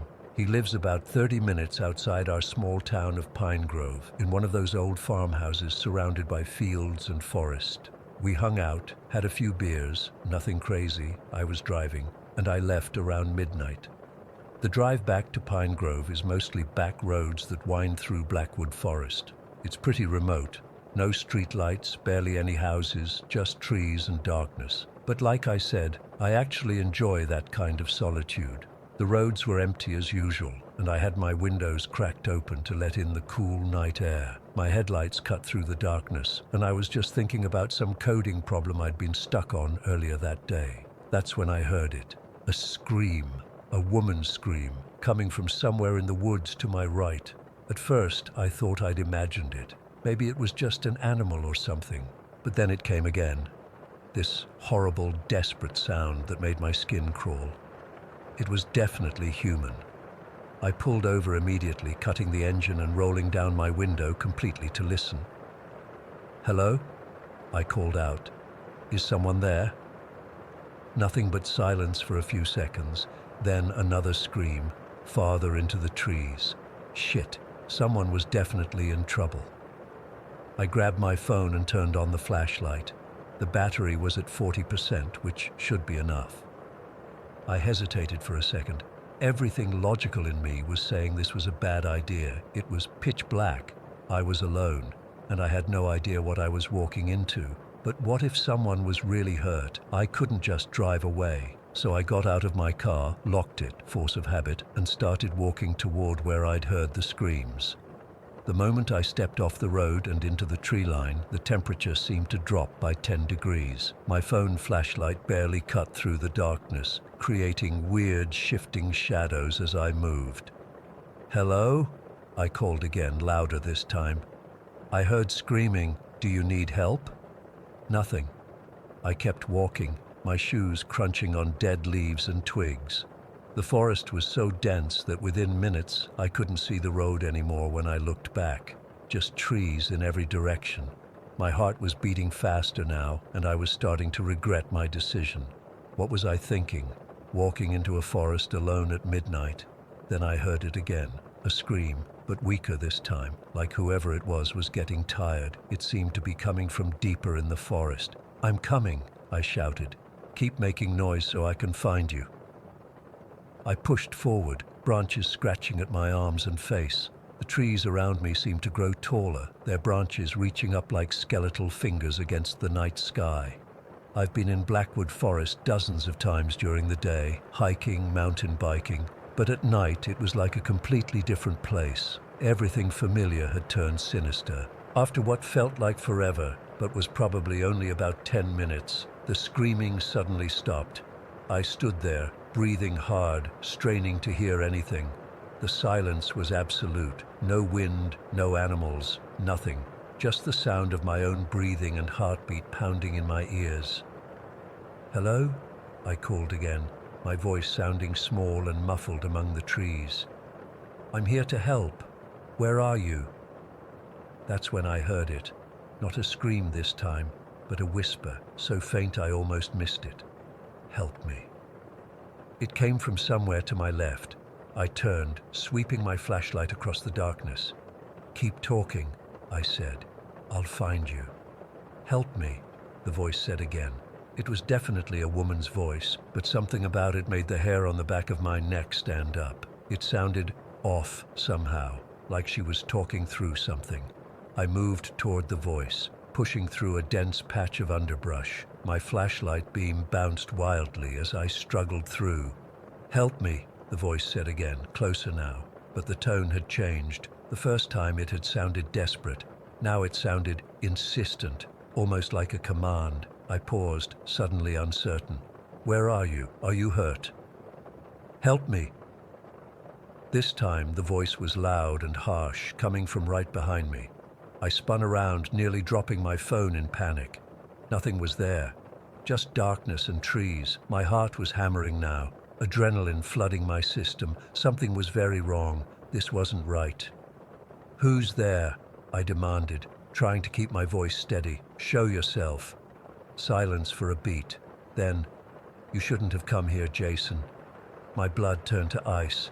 I never told whoever this was my name. I started backing away slowly, keeping my flashlight pointed in front of me. The forest seemed to close in around me, the trees pressing closer, the shadows deepening. "How do you know my name?" I asked, my voice shaking. A low laugh echoed around me, seeming to come from everywhere at once. "I know everything about you, Jason Morgan. I know you live alone. I know you're afraid of the dark. I know you won't make it home tonight." I turned and ran. I didn't care which direction anymore.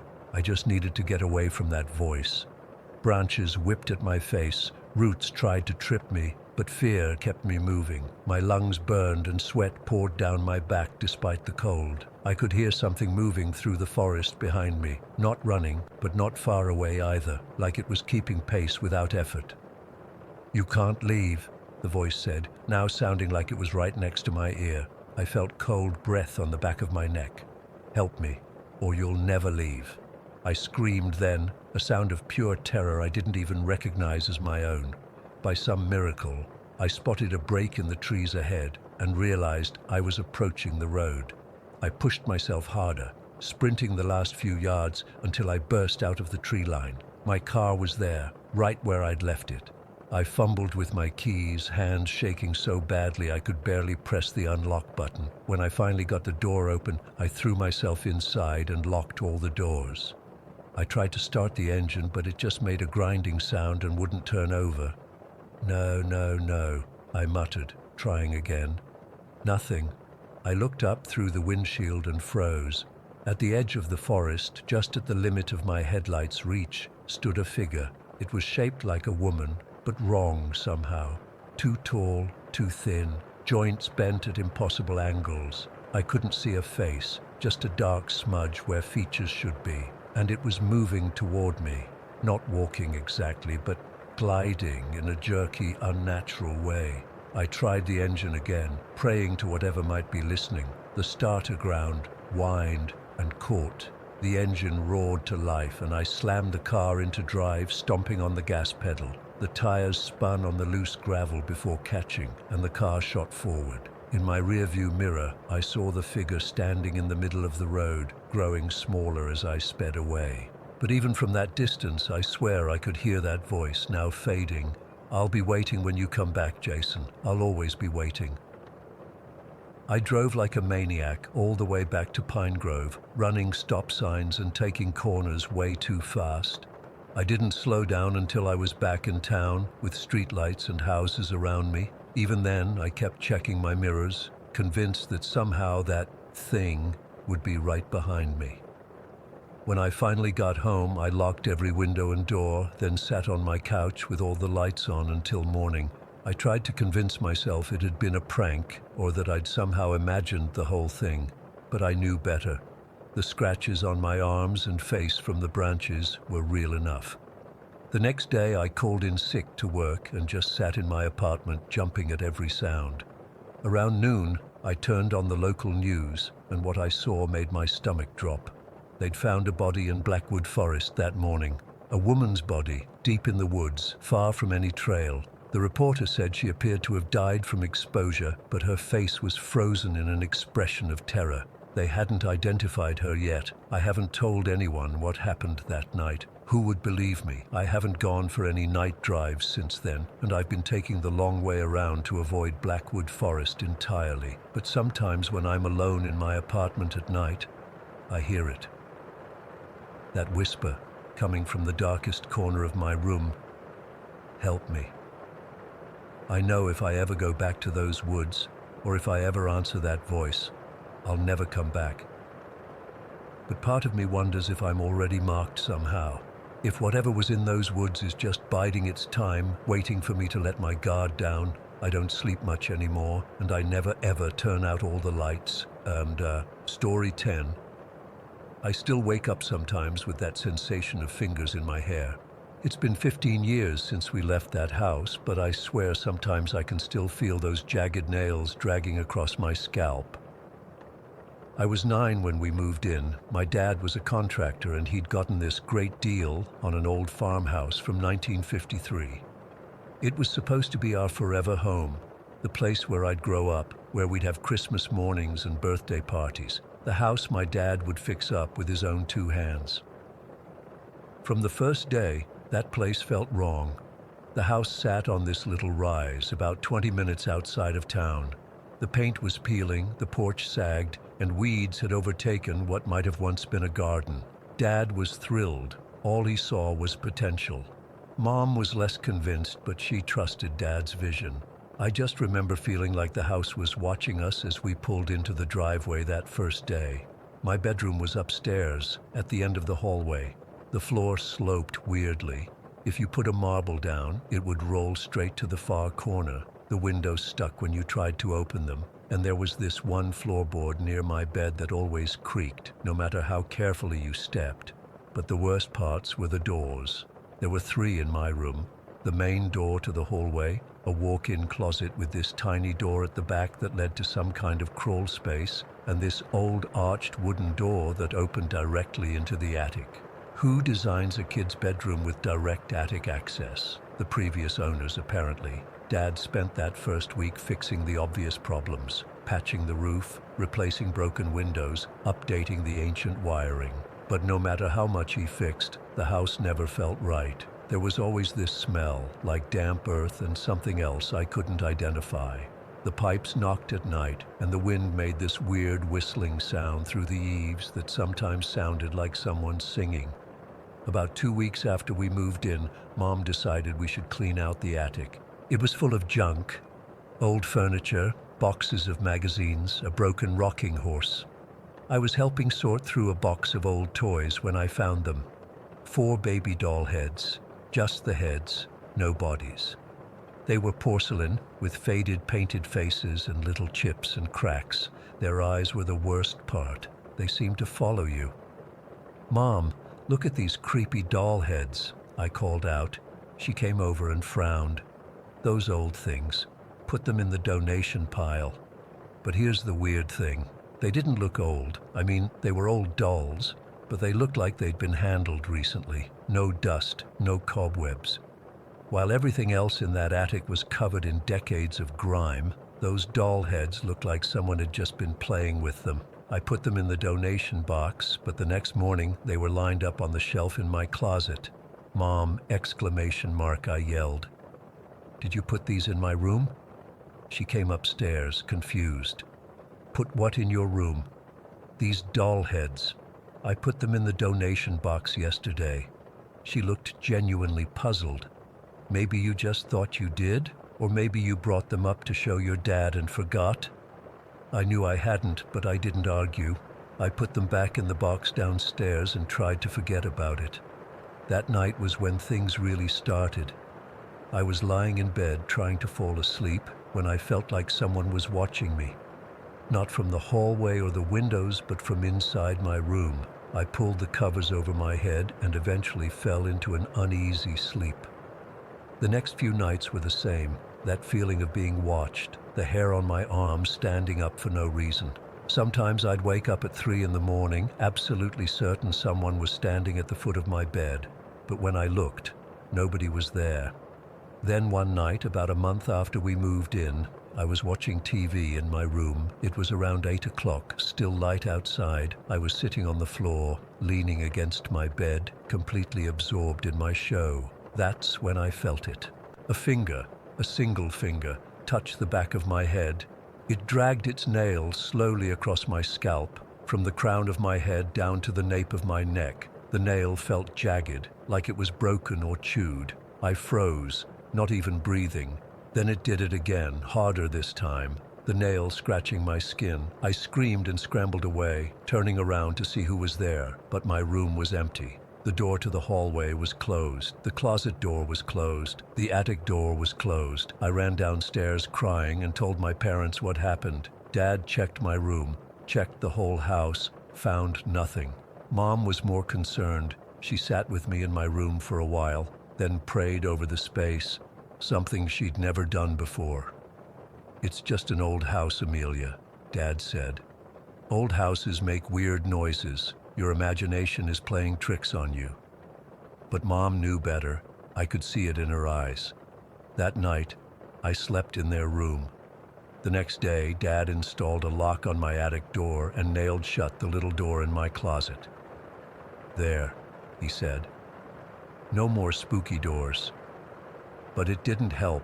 The feeling of being watched got worse. I'd hear scratching inside the walls at night. Sometimes my toys would be rearranged in the morning, not drastically, just different. A stuffed animal that was on the shelf would be on the floor. A book would be open when I'd left it closed, and those doll heads kept coming back. I'd find one under my pillow, or in my sock drawer, or sitting on my windowsill looking out. I started hiding them, burying them in the yard, putting them in the trash the night before garbage day, even tossing one into the creek behind our property. But they always returned, usually in groups of 2 or 3, never all 4 at once. About 2 months after we moved in, I woke up to my bed lurching violently, not shaking like in an earthquake, lurching like something had grabbed the frame and yanked it. I scrambled out and ran to my parents' room again. "Airplane," Dad mumbled sleepily. "There's an airport nearby. Sometimes when the big ones fly over, they shake the house." But I knew what I felt. It wasn't a shake from above. It was a pull from below. After that night, I started keeping a flashlight under my pillow. I'd sleep with one eye open, afraid to fully let my guard down. School was my only escape. I'd beg to stay late for any activity just to avoid going home. The worst incident happened about 4 months into living there. I was alone in my room, doing homework. My remote control fell off the bed, and I reached down to grab it. As my fingers touched it, I heard this sound, a hiss, but not like a cat, more animal, more angry. I froze, then tried again. The hissing got louder. I sat up, heart pounding. "Hello?" I whispered. The hissing stopped. I waited a full minute, then slowly reached for the remote again. This time the hiss turned into something else, a sound I still can't properly describe. It was like hissing and growling and laughing all at once, and it sounded vengeful, like whatever was making it wanted to hurt me. I bolted from my room and refused to go back in alone. I slept on the couch that night and the next, until Dad finally lost patience and made me sleep in my room again. "There's nothing in this house that can hurt you," he insisted. He was wrong. The next few months were a blur of fear. I'd wake up with scratches on my arms or legs. Things would go missing, a hairbrush, a shoe, my favorite pencil, only to reappear days later in strange places, like inside a cereal box or under the bathroom sink. The doll heads kept coming back, and sometimes I'd find them arranged in a circle on the floor, facing each other like they were having a meeting. Mom started looking tired all the time. I'd catch her staring out windows or standing in doorways, just listening. Dad threw himself into renovation projects, as if fixing the house's physical problems would somehow fix whatever else was wrong with it. We lived in that house for 11 months. We would have stayed longer. Dad was determined to make it work. But then Mom got sick, really sick, with pneumonia that wouldn't go away no matter what antibiotics they gave her. The doctor finally suggested it might be environmental, maybe mold in the house or something in the water. That was all Dad needed to hear. We moved out 2 weeks later into an apartment in town while he looked for a new house. Mom got better almost immediately. It wasn't until years later, when I was 17, that I learned the rest of the story.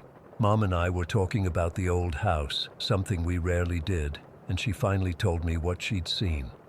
About a month before we moved out, Mom was doing laundry when she happened to look out the kitchen window into the backyard. There, walking in slow circles, was a barefoot girl in a white shirt. Mom said her first thought was that some neighbor kid had wandered onto our property. She went to the back door to call out to her, but when she opened it, the girl was gone. The weird part: our backyard was fenced and the gate was locked, and even though it had rained the night before and the yard was muddy, there were no footprints where the girl had been walking. Mom told Dad, who checked the yard and found nothing. He told her not to mention it to me, that I was scared enough already. That's when I learned that the airplane explanation for the noises was something Dad made up to keep me from being afraid. But I was already afraid. I lived in constant terror in that house, jumping at shadows, checking under my bed every night, sleeping with the lights on. To this day, I can't look at dolls without feeling sick. I can't sleep in a room with an attic access, and I still check behind me when I feel that prickle on the back of my neck, like someone's watching. We never found out who or what was in that house with us. The family that bought it after us only stayed 6 months before selling. The house has changed hands 4 times since then. It's vacant now, has been for years. Sometimes I drive by it when I visit my parents, who live about an hour away now. It looks exactly the same as it did 15 years ago, weathered, watching, waiting. And sometimes if I look at the upstairs window that used to be my bedroom, I swear I can see 4 small faces peering out at me. Story 11. I still can't sleep with the blinds open. It's been 3 years, but every time I look out my window at night, I expect to see him standing there, watching, waiting.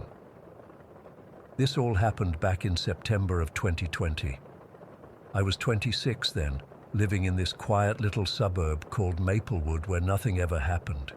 You know the type. Cookie-cutter houses, perfect lawns, people who wave to each other while getting their mail. The kind of place where you'd never expect anything bad to happen. My roommate Sam had left for the weekend to visit her parents, so I had the house to myself. It was a Friday night, and a massive storm had rolled in. I remember because I'd cancelled my plans to meet friends for dinner since the weather was so awful. The rain was coming down in sheets, hammering against the windows, and occasional thunder shook the house. I'd settled in for a quiet night. Take out Chinese food, Netflix and a glass of wine. Normal stuff. Around 9:30, I got up to refill my glass when something caught my eye through the living room window. There was a man standing across the street. At first, I thought I was seeing things. Who would be out in this weather? But when lightning flashed, I saw him clearly. A tall figure in a gray hoodie, just standing there, completely still. Despite the downpour, he wasn't moving, wasn't seeking shelter, just staring at my house. I felt that immediate chill you get when something's not right. I closed the blinds quickly and tried to convince myself it was nothing. Maybe he was waiting for someone. Maybe his car broke down. But why wasn't he moving at all? Why was he looking directly at my window? I tried to go back to my show, but I couldn't focus. Every couple of minutes, I'd peek through the blinds, and he was still there, unmoving. I started to feel sick to my stomach. Then the doorbell rang. It was like ice water in my veins. I froze, wine glass halfway to my mouth. Our doorbell hardly ever rang after 8 o'clock. I set my glass down and crept to the door, my heart pounding so hard I could feel it in my throat. I looked through the peephole and my stomach dropped. It was him, the man in the gray hoodie, standing on my porch, his head tilted slightly downward so I couldn't see his face clearly. "Who is it?" I called out, trying to sound normal, but my voice cracked. No answer. "What do you want?" I tried again, louder this time. Still nothing, just the sound of rain and my own breathing.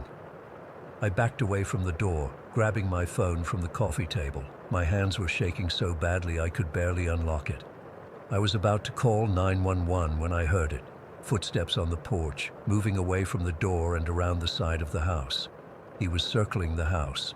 I ran to the kitchen window just in time to see a shadow pass by. Then I heard the back door handle jiggle. He was testing my doors. I grabbed the biggest knife from the block on the counter and stood there, paralyzed with fear, watching the handle move up and down. Through the small window in the back door, I could see his hands, pale, almost unnaturally white against the dark glass, long fingers that kept working at the handle, trying to get in. "I've called the police," I shouted, even though I hadn't yet. "They're on their way." The movement stopped. For what felt like forever, there was nothing, just silence, except for the rain and my own heartbeat thundering in my ears. I waited, knife clutched in my hand, for what must have been 15 minutes. Finally, I worked up the courage to check the front door again. I peeked through the blinds in the living room first. The street was empty. With the knife still in hand, I crept to the front door and looked through the peephole. Nothing. No one was there. I was about to back away when I noticed something white stuck to the outside of the door. Against my better judgment, I opened the door just enough to grab it, a small piece of paper taped to the door, 3 words written in messy handwriting: "Have you forgotten?" I slammed the door shut, locked it, and finally called the police.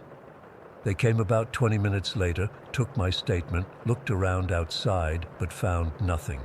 No footprints, the rain had washed them away. No evidence anyone had been there except for the note, which they took with them. They said they'd have a car patrol the area for the night, but I could tell they weren't taking it that seriously. Just another woman spooked by a random weirdo, probably some teenager playing a prank. I didn't sleep at all that night. I sat on the couch with all the lights on, knife beside me, jumping at every noise. I called Sam the next morning and told her what happened. She offered to come home early, but I told her not to worry. I thought the worst was over. I was wrong. 3 days later, I was at work when my phone rang. Unknown number. Normally I wouldn't answer, but I was expecting a call back about a job interview, so I picked up. "Hello?" Silence, then a whisper that made my skin crawl. "Have you forgotten?" I hung up immediately, my hands trembling. The same words from the note. It wasn't a random prank. This person was targeting me specifically. But why? What had I forgotten? I racked my brain trying to think of something, anything that could explain this. An ex-boyfriend I'd dumped, someone I'd angered at work. Nothing made sense. That night, Sam stayed in with me. We double-checked all the locks, closed all the blinds. Having her there made me feel safer, but I still couldn't shake the feeling of being watched. The next few days were quiet. No more calls, no more sightings. I started to think maybe it really was just some sick joke that was now over. I tried to get back to normal life, though I was still jumpy and constantly looking over my shoulder. Then came last Friday night. Sam was out on a date and I was alone again. I'd been careful, checked all the locks twice, kept the blinds closed, even moved a chair in front of the back door as an extra precaution.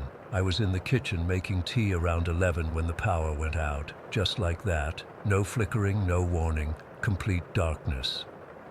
I froze, the mug still in my hand. There wasn't even a storm that night.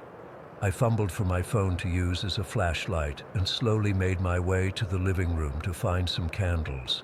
That's when I heard it, a floorboard creaking from the direction of the hallway that led to our bedrooms. Someone was in the house. I nearly dropped my phone, my whole body going cold. How? I'd checked everything. Every door, every window. How could someone be inside? Sam? I called out, desperately hoping she'd come home early. Is that you? No answer. Just another creak, closer this time. I raised my phone, the beam of light cutting through the darkness toward the hallway, and there he was, the man in the gray hoodie, standing at the entrance to the living room. I could see his face now, gaunt, pale, with deep-set eyes that seemed to absorb the light rather than reflect it. He looked wrong somehow, like something was off about him in a way I couldn't explain. "How did you get in here?" I whispered, my voice barely working. "What do you want from me?" He tilted his head, studying me. "Have you forgotten?" he asked, his voice oddly calm, almost sad. I backed away until I hit the wall. "Forgotten what? I don't know you. Please, just leave me alone." "You will remember," he said, taking a step toward me. I screamed then, a primal, terrified sound that tore from my throat. I closed my eyes, certain he was going to grab me, hurt me, but nothing happened. When I opened my eyes, he was gone. The light suddenly came back on, flooding the room with brightness that hurt my eyes after the darkness. I stood there, pressed against the wall, too terrified to move. I searched the entire house, knife in hand, no sign of him. No open doors, no broken windows, nothing to show how he'd gotten in or out, except for one thing, on the coffee table, a note that hadn't been there before. "You will remember." I called the police again. Again, they found nothing. No signs of forced entry, no fingerprints, nothing on the security cameras from the house across the street. The officer suggested I might have fallen asleep and dreamed it, or that I was suffering from stress-induced hallucinations. I knew he was wrong. This was real. I stayed with my parents for a week after that, changed my phone number. Sam and I even talked about breaking our lease and moving, but then, as suddenly as it had started, it stopped. No more sightings, no more messages. Nothing. That was 3 years ago, and I haven't seen or heard from the hooded man since that night. But I still think about it. All the time. What did he want me to remember? Why me? How did he get inside my house? Sometimes I wake up in the middle of the night, convinced he's standing at the foot of my bed. Sometimes I think I catch glimpses of a gray hoodie in crowds, and sometimes, just before I fall asleep, I hear those words echoing in my mind. "Have you forgotten?" I don't think I'll ever know what it meant, but a part of me is always waiting, always wondering if he'll come back to remind me again. Story 12. I've been an avid solo camper for almost 15 years now. There's nothing I love more than disconnecting from the world, leaving behind the noise of city life, and just existing in nature for a few days. I've hiked most of the marked trails in my state, and even ventured off-path in areas I knew well. But what happened at Blackridge National Park 3 weeks ago, I still can't make sense of it. I'd been planning this particular trip for months. Blackridge has these remote sections that aren't on any tourist maps, places where rangers told me nobody really goes. Perfect. That's exactly what I was looking for. I wanted true isolation, somewhere I could really test my survival skills without bumping into weekend warriors or families with crying kids. I parked my car at the most remote trailhead I could find, literally the end of a dirt road that hadn't been maintained in years. I remember checking my backpack one last time. Tent, sleeping bag, water filter, food for 5 days, first aid kit, knife, fire starter, everything I needed. I locked the car, pocketed my keys, and headed into the trees. The first few hours were tough but beautiful hiking. I deliberately moved away from any established paths, using just my compass and park map to navigate deeper into the wilderness. The forest was incredibly dense, towering pines and thick underbrush that sometimes I had to push through. It was exactly what I wanted. By late afternoon, I found this perfect clearing near a small stream. It was like something out of a camping fantasy. Flat ground, fresh water, and not a single sign that humans had ever been there before. No old fire rings, no trash, nothing. I set up camp feeling pretty damn pleased with myself. That first night was peaceful, just the sounds of the forest and the gentle bubbling of the stream.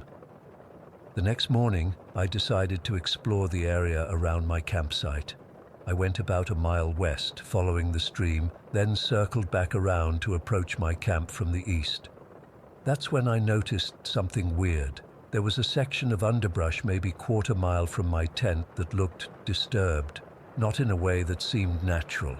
The vegetation was pressed down in a long line, like something had been dragged through it. I crouched down to examine it closer and noticed faint tracks in the softer dirt. They looked canine, but way bigger than any dog prints I'd seen before. I figured maybe it was a wolf, though I didn't think wolves were common in this part of Black Ridge. Whatever it was, it had dragged something heavy through here. I followed the trail for a bit, but lost it when the ground got rockier. I didn't think much of it then. Wildlife is wildlife, right? I've seen plenty of animal signs in my camping trips. I went back to camp, made dinner, and settled in for the night. That's when things started getting unsettling. I woke up around 2 in the morning to the sound of something moving outside my tent, not small movements like a raccoon or squirrel. Heavy movements, deliberate. Something big was circling my campsite. I lay perfectly still, hardly breathing, listening to whatever it was moving through the underbrush around me. It would stop occasionally, and I swear I could feel it watching the tent. Then it would move again, circling. This went on for what felt like hours. I had my knife ready, but I wasn't about to go outside and confront whatever was out there in the dark. When morning finally came, I unzipped my tent slowly, half expecting to find something waiting for me. There was nothing, but what I did find made my skin crawl. Tracks, all around my tent. Perfect circles of those same canine prints I'd seen the day before, but now I could see them clearly. There were 3 distinct sets, 3 separate animals, all with paws much larger than any normal wolf or dog. They had completely encircled my tent multiple times during the night.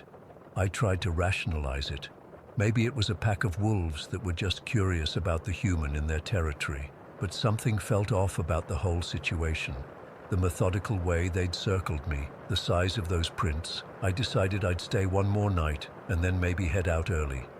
That third night is when everything went to hell. I had trouble falling asleep, listening for any sounds outside. Around midnight, I heard them return.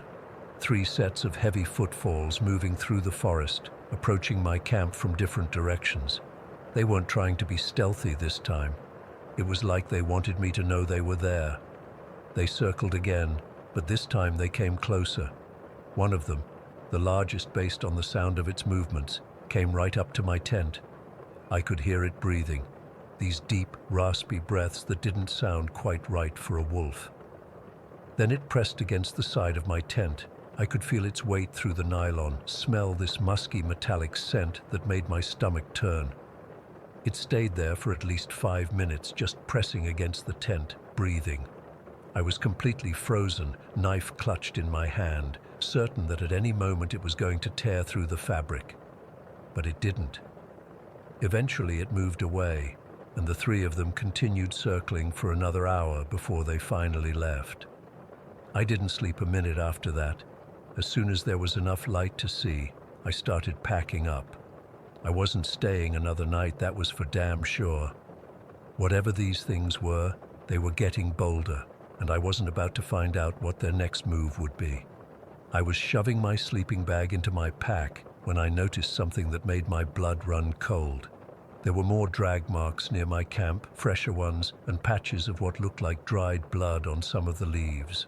I followed them a short distance and found bones, small animal bones picked completely clean and scattered around like they'd been discarded after a meal. That's when I made the decision to get the hell out of there as fast as possible. I didn't even bother with breakfast, just filled my water bottles and started hiking back the way I'd come, moving as quickly as I could through the dense forest. About an hour into my retreat, I got that feeling. You know the one, when you just know something's watching you. I stopped and listened. The forest had gone quiet. No birds, no small animals rustling in the underbrush, just silence. I turned slowly, scanning the trees around me. That's when I saw it. It was standing about 50 yards away, half hidden behind a large pine, enormous, easily the size of a bear, but it wasn't a bear. Its body shape was all wrong. It had patchy dark fur, and its face, I couldn't make out details at that distance, but its eyes were visible and locked directly onto mine. It didn't flinch or move when I spotted it. It just watched. I backed away slowly, then turned and walked faster, fighting the urge to run. Running triggers predators to chase. That's basic wilderness knowledge. But God, I wanted to run. The deeper I went into the forest, the stronger this smell became. This musky, bloody scent that seemed to be all around me. I realized with growing horror that they were closing in, moving parallel to me through the trees, just out of sight. About halfway back to my car, I came across something that still gives me nightmares. A deer carcass, fresh, torn apart in a way that didn't make sense. Predators kill for food. They take down prey, they eat, they leave what they don't want. This was different. This deer had been played with. Parts of it were scattered in a wide circle, organs placed in what almost looked like a deliberate pattern. Very little had actually been eaten. This wasn't a kill for food. This was something else entirely. I was in a full panic by then. I abandoned all caution and just started hiking as fast as I could toward the trailhead. The sun was starting to set, and there was no way in hell I was going to be in those woods after dark. Several times I caught glimpses of them moving through the trees, always just at the edge of my vision, never fully visible, but I could feel them getting closer, more confident. I finally broke through the tree line to the dirt road where my car was parked just as the last light was fading from the sky. I fumbled with my keys, hands shaking so badly I could barely get them in the lock. As I yanked open the door, I looked back one last time. Two of them were standing at the edge of the forest, about 100 yards away. Even in the dim light, I could see them clearly now. They were wrong. Like someone had tried to create wolves but didn't quite understand what wolves were supposed to look like. Their proportions were off, their faces too long, and they stood half upright in a way no natural wolf ever would. They just watched as I got in my car, started the engine, and sped away down that dirt road, bottoming out several times in my desperation to put distance between us. I've been back in my apartment for 3 weeks now, and I still can't shake the feeling that they're somehow watching me. I keep thinking about how methodical they were, how they studied me for 2 nights before they started closing in. They weren't hunting from hunger, they were playing with me, studying me.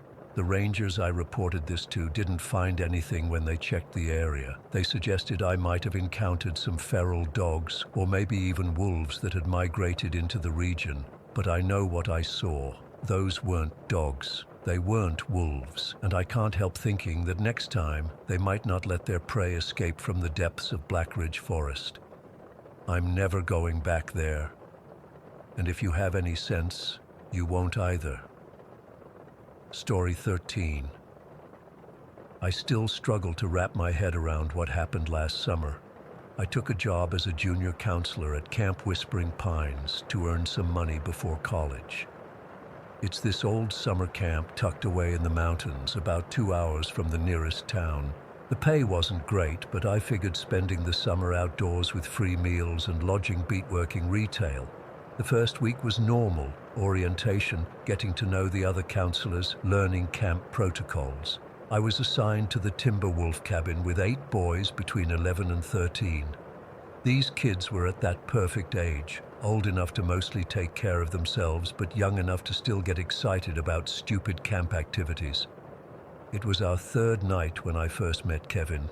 He was one of the senior counselors who'd been working at Whispering Pines for 3 summers. Everyone seemed to respect him. The camp director practically worshipped him because the kids absolutely loved Kevin's campfire stories. I hadn't attended any of the campfire nights yet because I'd been on night watch duty, but I'd heard other counselors talking about how Kevin could captivate the entire camp with his stories. That Friday night was my first campfire. All the cabins gathered at the main fire pit as the sun went down. The kids were hyped up on s'mores and hot chocolate, giggling and shoving each other around. Kevin arrived last, making this dramatic entrance by emerging from the darkness beyond the fire's glow. The kids immediately settled down like they knew something amazing was about to happen. Kevin was tall and lanky, probably in his early 20s. He wore these leather gloves despite the summer heat, which I thought was weird, but nobody else seemed to notice. He had this intensity to his eyes that made me slightly uncomfortable, but the kids were completely mesmerized by him. "Tonight," he announced in this deep, quiet voice that somehow carried across the entire campground, "I'm going to tell you the most terrifying story in Camp Whispering Pines' history." The kids leaned forward. A few of the younger ones already looked scared, but they weren't about to leave. Kevin crouched down next to the fire, letting the flames illuminate his face from below in that classic creepy storytelling pose. "This story isn't like the others," he continued, "because this one happened right here in these very woods." I remember rolling my eyes. Classic setup, right? Every camp has some local horror story they trot out to scare the kids. I expected the usual, escaped mental patient or vengeful ghost, but something in Kevin's delivery made the hair on my arm stand up. He told us how 15 years ago, a hiker was found dead deep in the forest surrounding the camp. The body was weirdly intact, no animal attacks, no obvious injuries, except for one disturbing detail. 3 fingers on the left hand had been precisely removed, half of the pointer finger, plus the ring and pinky fingers. The cuts were surgical, not like an animal attack or accident. Kevin described how the authorities initially thought it was just some bizarre, isolated incident, but then more bodies started appearing throughout the forest over the next few months. Each victim, men and women at first, then eventually children, all had the exact same mutilation. 3 fingers from the left hand, half the pointer plus ring and pinky. The victims seemed random at first, but one detail emerged. They were getting progressively smaller in size. The first victim was a 6'4" man. The next was 5'11", then 5'9". It was as if whoever was doing this was searching for something specific. As Kevin told the story, I noticed the other counselors exchanging glances. They seemed to know where this was going, and they looked uncomfortable. A few were subtly shaking their heads like they thought Kevin was going too far, but he kept going. The breakthrough came, Kevin explained, when they found the body of a 14-year-old boy. But this time, only 2 fingers were missing. The ring and pinky, the partial pointer finger, had been left intact. And for the first time, investigators found evidence, a fingerprint on the boy's shirt that matched one of the earlier victims. That's when it clicked for me what Kevin was implying, and my stomach turned. The killer was hunting for replacement fingers after losing his own in some accident. He'd managed to save part of his pointer finger, but needed perfect matches for his missing ring and pinky fingers. He was methodically testing victims, getting closer to his ideal size match with each murder. At this point, some of the younger kids were openly crying. A few had buried their faces in their sleeping bags. I was about to stand up and suggest we wrap things up when Kevin raised his voice slightly.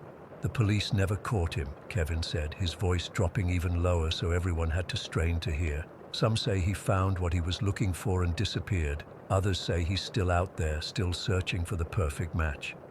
Then Kevin slowly raised his left hand. The fire crackled, and in that moment, he pulled off his glove. I will never forget what I saw. His hand was mangled, scarred tissue running across the palm. Half of his pointer finger was there, but it was discolored and twisted, and where his ring and pinky fingers should have been, nothing, just two perfectly healed stubs. The entire campfire went completely silent. I couldn't even hear breathing, just the crackling of the fire illuminating that damaged hand. Kevin suddenly lunged forward toward the closest kids, letting out this primal scream that didn't even sound human. The children scattered, screaming and crying. Some of the older boys tried to laugh it off, but I could see the terror in their eyes. When everyone settled down, Kevin put his glove back on casually, like nothing had happened. He stood up and said in a completely normal voice, "That is the story of the finger killer. And remember, I never found the missing fingers either." With that, he walked back into the darkness. The other counselors quickly got up and started organizing the kids back to their cabins. Everyone was shaken. I pulled aside another junior counselor named Tara and asked if Kevin was for real or if the hand was some kind of prosthetic. "Don't be stupid," she whispered. "It's just a camp story. He wears a prop hand under the glove." But she wouldn't meet my eyes when she said it. Back at the cabin, my boys couldn't sleep. They kept asking if the story was real, if Kevin was really the killer. I assured them it was just a story, but I found myself glancing at the cabin door more than once that night. The next morning at breakfast, Kevin was nowhere to be seen. The camp director mentioned that Kevin had taken the day off. Apparently, he always did after story night. I tried to forget about it, but something kept nagging at me. During free time that afternoon, I snuck into the camp office and checked the employee files. Kevin had been hired 3 years ago with glowing references, but when I looked closer at his application, I noticed something odd. His emergency contact information was empty, and his previous address was listed as temporary housing. His full name was Kevin Rains, but there was no social media I could find for him. That night, I couldn't sleep. Around 2 in the morning, I heard footsteps on the gravel outside my cabin. I peered through the window and saw Kevin walking toward the forest, a flashlight bobbing in the darkness. He was still wearing those leather gloves. I don't know what possessed me, but I pulled on my shoes and followed him. Keeping a safe distance, I tracked him into the woods. He followed a path I'd never seen before, moving confidently like he'd walked it many times. After about 20 minutes, we came to a small clearing. There was a decrepit old cabin there, not part of the camp, something much older. Kevin entered, and a light came on inside. I crept closer, my heart pounding so hard I was sure he could hear it. Through a dirty window, I could see Kevin sitting at a table. He had removed his gloves and was examining his left hand under a bright lamp. But what made me freeze was what else was on the table. Jars. At least a dozen glass jars filled with some kind of liquid, and floating in each one were human fingers. I must have made a sound because Kevin suddenly looked up. Our eyes met through the window, and I saw something change in his face. It wasn't anger or surprise, it was recognition, like he'd been expecting me. I ran faster than I've ever run in my life, branches whipping my face, roots threatening to trip me with every step. I could hear him behind me, moving through the forest with unnatural silence except for the occasional snap of a twig. Somehow I made it back to camp and locked myself in the counselor's bathroom. I sat there until dawn, shaking, wondering if I should call the police. But call and say what? That a counselor with a deformed hand had a cabin in the woods with jars of what looked like fingers? What if they were fake? What if it was all part of his act? When morning came, I went straight to the camp director. I told him everything. He listened patiently, then sighed. "Not this again," he said. "Every year, some new counselor gets too caught up in Kevin's story. Those are pickled carrots in those jars. It's part of his method acting. He prepares for months to make the story authentic." "But his hand," I started, "was injured in a farming accident when he was a teenager," the director finished. "He lost those fingers to a combine harvester. He uses it to make his story more impactful.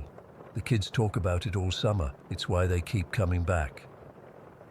I felt ridiculous. Of course, it was just an elaborate show. I apologized and went to breakfast, feeling foolish.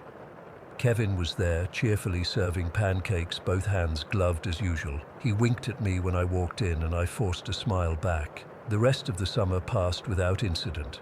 Kevin told other stories on other nights, but none as disturbing as the finger killer. I gradually convinced myself that the director was right. On the last day of camp, as we were saying goodbye to the kids, Kevin approached me. "You did well this summer," he said, patting my shoulder with his gloved hand. "You should come back next year. We could use someone observant like you."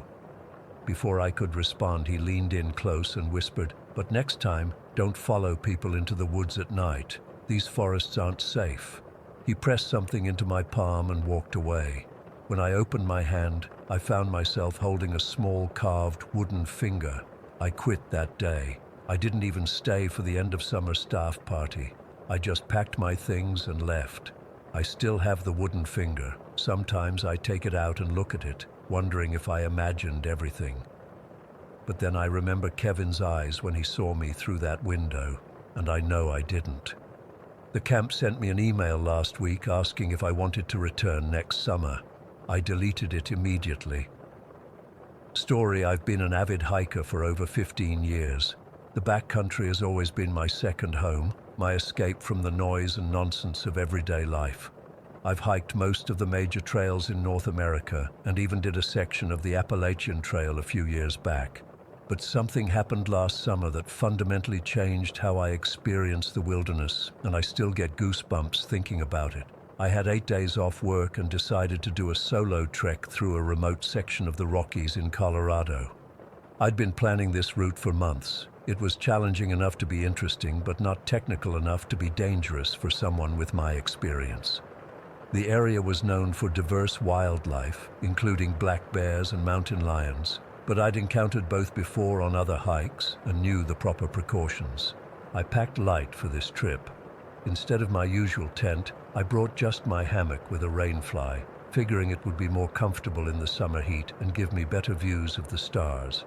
I had my usual gear: sleeping bag, portable stove, water filter, first aid kit, GPS, food stored in bear-proof containers, and bear spray that I kept within arm's reach at all times. I'd done everything by the book. I always do. The first 4 days were exactly what I needed. The weather was perfect. Clear blue skies, temperatures in the 70s during the day, cooling down to the 50s at night.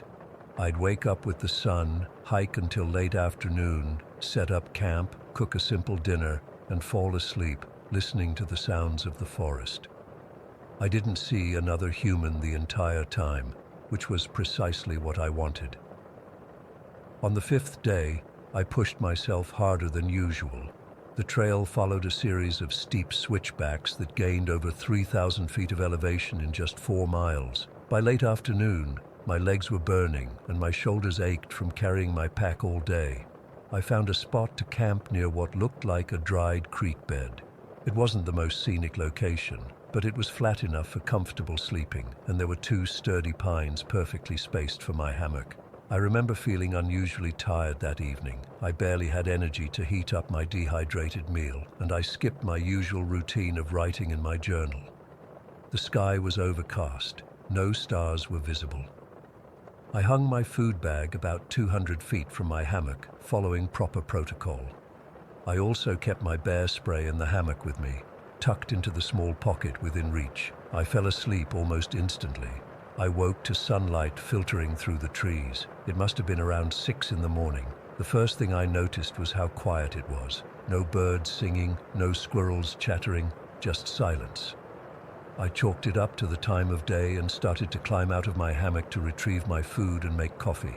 That's when I saw them. The prints, large, round paw prints in the soft dirt circling my hammock. They were unmistakable, mountain lion tracks, and they were fresh. I froze, my heart suddenly pounding so hard I could feel it in my throat. The prints were massive, roughly the size of softballs with no visible claw marks, a telltale sign of a cat rather than a bear. I know my animal tracks. These were from a full-grown mountain lion, and they formed not 1 but 2 complete circles around where I had been sleeping. The realization hit me like a punch to the gut. While I had been completely unconscious, a mountain lion, one of North America's apex predators, had silently walked around me, twice.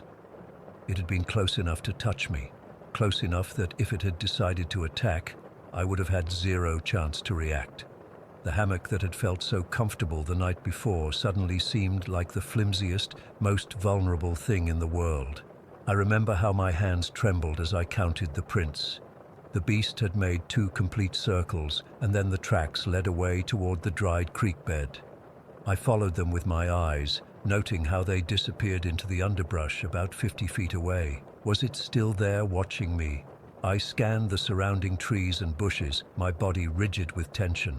Mountain lions are ambush predators. They don't typically announce their presence. The fact that I could see its tracks meant it had already left, or that it wanted me to see them. I broke camp in record time, barely taking care to properly pack my gear. I just stuffed everything into my backpack, grabbed my food bag and hit the trail, moving much faster than I normally would. Every few steps I'd stop and look behind me, then scan the ridgelines and trees ahead. The forest that had seemed so peaceful the day before now felt threatening. Every shadow could be hiding a predator. Every rustle in the bushes made me jump. I kept thinking about how the mountain lion must have watched me sleep. Had it been curious, stalking me? Was it merely passing through and decided to investigate this strange object hanging between 2 trees? I'd never know its intentions, and that's what terrified me most.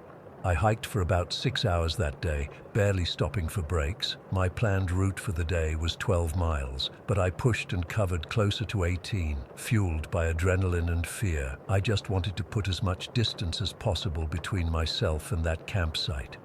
When evening approached, I faced a dilemma. I needed to set up camp again, but the thought of sleeping in my hammock made my skin crawl. I found a spot in an open meadow where I could see for hundreds of yards in all directions. No trees meant no hammock, so I laid out my sleeping bag directly on the ground, something I rarely do because of the discomfort and exposure to ground moisture. I gathered sticks and placed them in a perimeter around my sleeping area, arranging them so that anything approaching would snap them and wake me. I even balanced small rocks on top of some of the sticks, creating a crude alarm system. I kept my headlamp on all night, despite knowing it would drain the batteries. Sleep was out of the question anyway. I lay there in my sleeping bag, staring into the darkness beyond the beam of my headlamp, listening for any sound that might indicate I wasn't alone. Every time I started to drift off, my body would jerk awake, convinced something was approaching.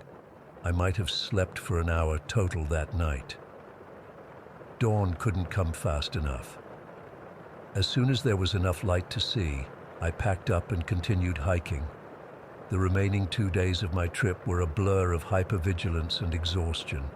I didn't enjoy the scenery or the solitude anymore. I just wanted to reach the trailhead and get back to civilization. When I finally made it back to the ranger station, I reported what had happened. The ranger nodded knowingly and said they'd had several mountain lion sightings in that area over the summer. "They're curious animals," he said, "probably just checking you out." "Just checking me out," I wanted to scream. This wasn't some casual encounter. This was a predator capable of taking down elk, silently circling me while I was completely vulnerable. The ranger went on to explain that an attack would have been unlikely. If it wanted to hurt you, it would have. Mountain lions typically avoid humans unless they're starving or protecting cubs. His words were meant to be reassuring, but they had the opposite effect. The fact that I survived only because the mountain lion decided not to attack made me feel even more vulnerable. My safety had nothing to do with my preparation or experience. It was entirely at the mercy of a wild animal's whim. It's been 10 months since that trip, and I still hike regularly. But I've never gone back to solo backpacking in remote areas. I stick to popular trails now, preferably with a hiking partner. I've replaced my hammock with a sturdy tent. I sleep with a powerful flashlight and sometimes even bring an air horn for additional protection. Friends tell me I'm overreacting, that the odds of being attacked by a mountain lion are incredibly slim. Statistically, they're right. But statistics don't erase the image of those paw prints circling my hammock. don't quiet the question that keeps me awake some nights. What if it had made a different choice? I've spent countless hours researching mountain lion behavior since then, trying to understand what happened. Was it merely curious? Was it a young cat learning to hunt? Was it an older, experienced hunter that had already eaten and wasn't hungry? I'll never know. What I do know is this. For one night in the Rocky Mountains, while I slept blissfully unaware, my life was in the paws of a predator that chose, for reasons I'll never understand, to watch rather than pounce, and somehow that knowledge is more terrifying than any attack could have been. Story 15. I still have trouble sleeping sometimes, even though this happened 11 years ago when I was 12. It's the kind of experience that sticks with you no matter how much time passes. I've never told this story to anyone outside my family because it sounds completely insane, but I need to get it off my chest. I grew up in Greenlawn, this super-normal suburb where nothing ever happened. We had a 2-story house on Maple Drive, cookie-cutter place with 4 bedrooms upstairs. My room was at the end of the hall, across from the bathroom, with one window that faced our backyard and the woods beyond. That night started like any other. It was a school night in October, probably around the 20th or something. I remember because we had just put up some Halloween decorations that weekend. I went to bed around 9:30 after finishing my math homework. I slept with my face toward the wall like I always did. I had this weird thing about not wanting to see my room when I was trying to fall asleep. I woke up suddenly in that weird early morning time when it's not quite night anymore, but definitely not daytime either. My digital clock read 4:17. At first, I couldn't figure out what had woken me up. Then I heard it, Ethan. The voice was right behind me. Not a whisper, but not loud either, just normal, like someone was standing there casually saying my name. At the exact same moment, I felt a hand on my shoulder, not grabbing hard, just resting there, like when someone's trying to wake you up gently. I thought it was my mom. She sometimes checked on me if she got up early for work. So I rolled over, still half asleep, expecting to see her standing there. What I saw instead makes my stomach drop even now. It wasn't my mom. It wasn't anyone I knew. It wasn't even really a person. Standing beside my bed was this tall figure, taller than my dad, who's 6'1". It was maybe 6.5 feet tall, but weirdly thin. And it was giving off this faint green glow, not bright like a light bulb, more like those glow-in-the-dark stars people put on ceilings, but enough that I could see it clearly against the darkness of my room.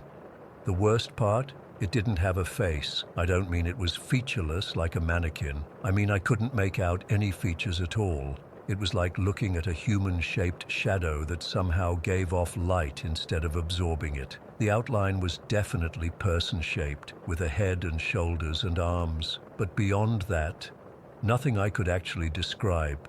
But I knew it was looking at me. I could feel it staring, even though I couldn't see eyes. Like when you know someone's watching you from across a room. I couldn't move. I couldn't scream. I couldn't even breathe. I just laid there, my blanket clutched in my fists, staring up at this thing that had no business existing in my bedroom. My whole body felt ice cold, like I'd been dumped in freezing water. My heart was pounding so hard I thought it might actually break my ribs. 5 seconds. That's how long we stayed like that. It felt like an hour, but looking back, it was probably just 5 seconds of pure terror. I counted 1,000, 2,000 in my head, trying desperately to make sense of what I was seeing. Then it moved. The figure turned away from my bed, slowly, deliberately, and walked across my room toward the outer wall, the one facing the backyard. It didn't make a sound, no footsteps, nothing, just this smooth, gliding movement, and then it walked straight through the wall, not like it disappeared. I watched it pass through the solid wall, the green glow making it visible the entire time until it faded completely. I stayed frozen for maybe another 30 seconds, terrified it would come back. When it didn't, I finally managed to move. The first thing I did was check my bedroom door. It was closed, just like I'd left it when I went to bed. There was no way anyone from my family had come in and then left without opening the door. I ran to the bathroom across the hall, locked the door and threw up. I was shaking so bad I could barely stand. I sat on the bathroom floor with my back against the tub, too scared to go back to my room. I kept the lights on and stayed there until I heard my mom get up around 6. When I came out, she asked why I was in the bathroom so early. I tried to tell her what happened, but I was crying so hard she could barely understand me. She thought I'd had a nightmare at first, but I knew what I saw wasn't a dream. I was wide awake. We went back to my room together. Everything looked normal. No sign anyone or anything had been there. My window was locked from the inside. The wall where the figure had walked through was just a normal wall. My mom asked my dad and my older sister if either of them had come into my room during the night. Both said no. My sister even got annoyed, saying she'd been asleep the whole time and why would she want to wake me up anyway. That day at school was a blur. I couldn't focus on anything. I kept seeing that green glow whenever I closed my eyes. I was exhausted but too scared to sleep that night. My mom let me sleep in their room on a sleeping bag, which I hadn't done since I was like 7. For weeks afterward, I refused to sleep in my room. I slept on the couch downstairs with all the lights on. My parents took me to our family doctor, thinking maybe I was having some kind of hallucination from a fever or something, but I was completely healthy. They even took me to a child psychologist, who said I might have experienced a particularly vivid night terror. But I know what night terrors are. I've had nightmares before. This wasn't that. I was awake. I felt the hand on my shoulder. I heard my name. I saw it walk through a solid wall. The worst part was that no one really believed me. They humored me, sure, but I could tell they all thought I dreamed it or imagined it. My dad even checked our carbon monoxide detector to make sure it was working properly. Eventually, I moved back into my room, but I rearranged everything, moved my bed to the opposite wall, got new bedding, even repainted.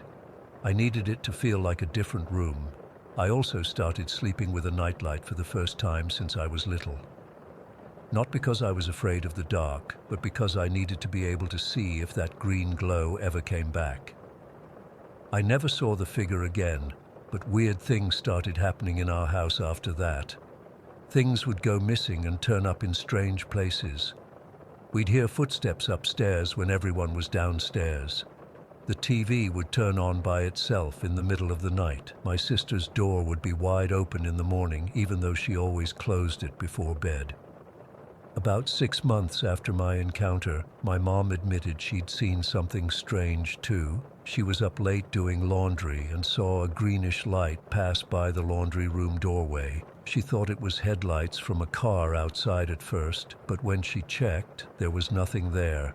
We moved out of that house the following summer. My parents said it was because Dad got a job in another city, but I always wondered if it was because of what happened.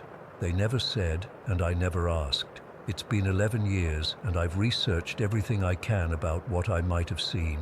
Ghost stories, alien encounters, shadow people. Nothing quite matches what I experienced. The green glow is the part that sticks with me the most. It wasn't sickly or scary on its own, just unnatural. Sometimes I wonder if it was trying to communicate something. Why else would it say my name and touch me? But then I remember the emptiness where its face should have been, and I'm glad I didn't find out what it wanted.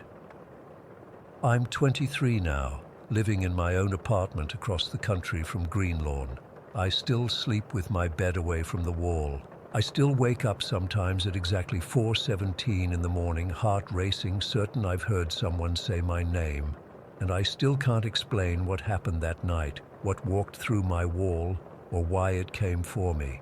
All I know is that something impossible entered my room that night, something that knew my name, something that could touch me but couldn't be touched. And whatever it was, I hope I never see it again. Story 16. I've always been able to sense things that other people can't. Ever since I was a little girl growing up in Pine Haven, I knew I was different. My mom used to say I had the gift, though sometimes it feels more like a curse. I'd see shadows moving when no one was there, hear whispers in empty rooms, feel cold spots in the middle of summer. My grandmother understood. She had it too. After she passed when I was 12, I started visiting her grave regularly. It gave me comfort, and I felt closer to her there than anywhere else. That's when I first noticed him. The male presence. Just a feeling at first, like someone watching me. I didn't feel threatened, just observed. I remember the first time I heard his voice. I was 15, lying in bed, almost asleep, when a deep, raspy voice whispered, "Olivia." I bolted upright, heart pounding, scanning my empty bedroom. No one was there, but I knew I hadn't imagined it. That was the beginning of my relationship with whatever, or whoever, has been following me for the last 15 years. Fast forward to last year, Lucas and I had just moved into our new place. Nothing fancy, just a small 2-bedroom house at the edge of town. I was excited to finally have space for my collection. Most people think it's weird, but I've always collected bones, small animal skulls, things from nature. I also keep mementos from some of the elderly residents I've cared for over the years who've passed on. A brooch, a pocket watch, a pair of reading glasses. I arranged them carefully on shelves, along with this porcelain doll I've had since childhood. The doll was a gift from my grandmother. She's not creepy or anything, just an old-fashioned porcelain doll with a blue dress and blonde curls. I've noticed over the years that whenever there's paranormal activity around, she moves slightly, facing a different direction or shifting position. Lucas thinks I'm moving her subconsciously, but I know I'm not. Things were quiet for the first few months in the new house. Then one night, Lucas came home from work and thanked me for the back rub I'd given him earlier. I stared at him, confused. "What back rub?" I asked. "While I was napping on the couch," he said. "You came up behind me and started rubbing my shoulders." I felt the blood drain from my face. "Lucas, I was at the grocery store. I just got home 10 minutes ago." We brushed it off as a dream, but deep down, I knew better. After that, things started happening more frequently. We'd both hear each other calling from different rooms when we were alone in the house. Objects would fall off shelves for no reason. The doll would be facing a different direction almost daily now. Lucas was skeptical at first, but even he couldn't explain away everything, like the time he was in the shower and heard me clearly ask if he wanted coffee, only to find me fast asleep in bed when he came out. Then I got pregnant in January. That's when everything escalated. During my pregnancy, the activity increased tenfold. I'd come home to find lights on that I'd turned off. I'd hear Lucas's voice calling me from the bedroom when he was still at work. Cold spots would appear randomly throughout the house, so cold I could see my breath, even though it was summer. Objects would fly off shelves, not just fall, but actually launch across the room. My doll moved constantly now. Sometimes I'd find her in completely different places than where I'd left her. Once, I put her on the shelf facing the wall. I was getting a bit freaked out by her always watching, only to find her the next morning sitting on the kitchen counter, facing the nursery door. Lucas was concerned about my stress levels affecting the baby, so we agreed not to talk about it much. I think he still believed it was just pregnancy hormones making me more sensitive or forgetful. Then I gave birth to our son, Ethan, in September. He's the most beautiful thing I've ever seen. Lucas's nose, my eyes, perfect in every way. For the first few weeks, things were actually quiet. I thought maybe whatever had been happening was over. I was wrong. So wrong. When Ethan was about 6 weeks old, a shelf that had been securely mounted to the wall for 3 years suddenly crashed to the floor in the middle of the night. It wasn't near the baby's room, thankfully, but it was terrifying. Lucas checked the brackets and said they looked like they'd been pulled out, not just failed, like someone had grabbed the shelf and yanked it off the wall. But that was nothing compared to what happened last night. I can barely type this without shaking. Ethan is 3 months old now. He was fussy yesterday evening, probably going through a growth spurt, so I brought him to bed with me while Lucas was working late. Our bedroom is at the end of the hall, with the nursery right next door. I had Ethan nestled against me, finally sleeping, when I felt that familiar sensation of being watched. The room suddenly went ice cold. I could see my breath hanging in the air above the bed. My cat Felix was at the foot of the bed, and he suddenly arched his back, fur standing on end, staring at the doorway. Then he started making this horrible sound, not a hiss or a growl, but this low, terrified moan I've never heard him make before. I was frozen, one arm protectively around Ethan, as Felix suddenly slid across the bed, like someone had grabbed him by the scruff and was dragging him. He was scrambling with his claws, trying to stay put, but something was pulling him toward the door. My other two cats were in the doorway, backs arched, tails bushed out, watching whatever I couldn't see drag Felix across the room. Felix finally broke free and bolted under the bed, where he stayed all night, trembling. I was about to grab Ethan and run when the cold suddenly disappeared. The room felt normal again. The cats calmed down, though Felix wouldn't come out from under the bed. I was too terrified to sleep. I sat up all night holding Ethan, jumping at every creak and groan of the house. Around 3 in the morning, Ethan started fussing. Before I could do anything, I heard Lucas's voice from the corner of the room.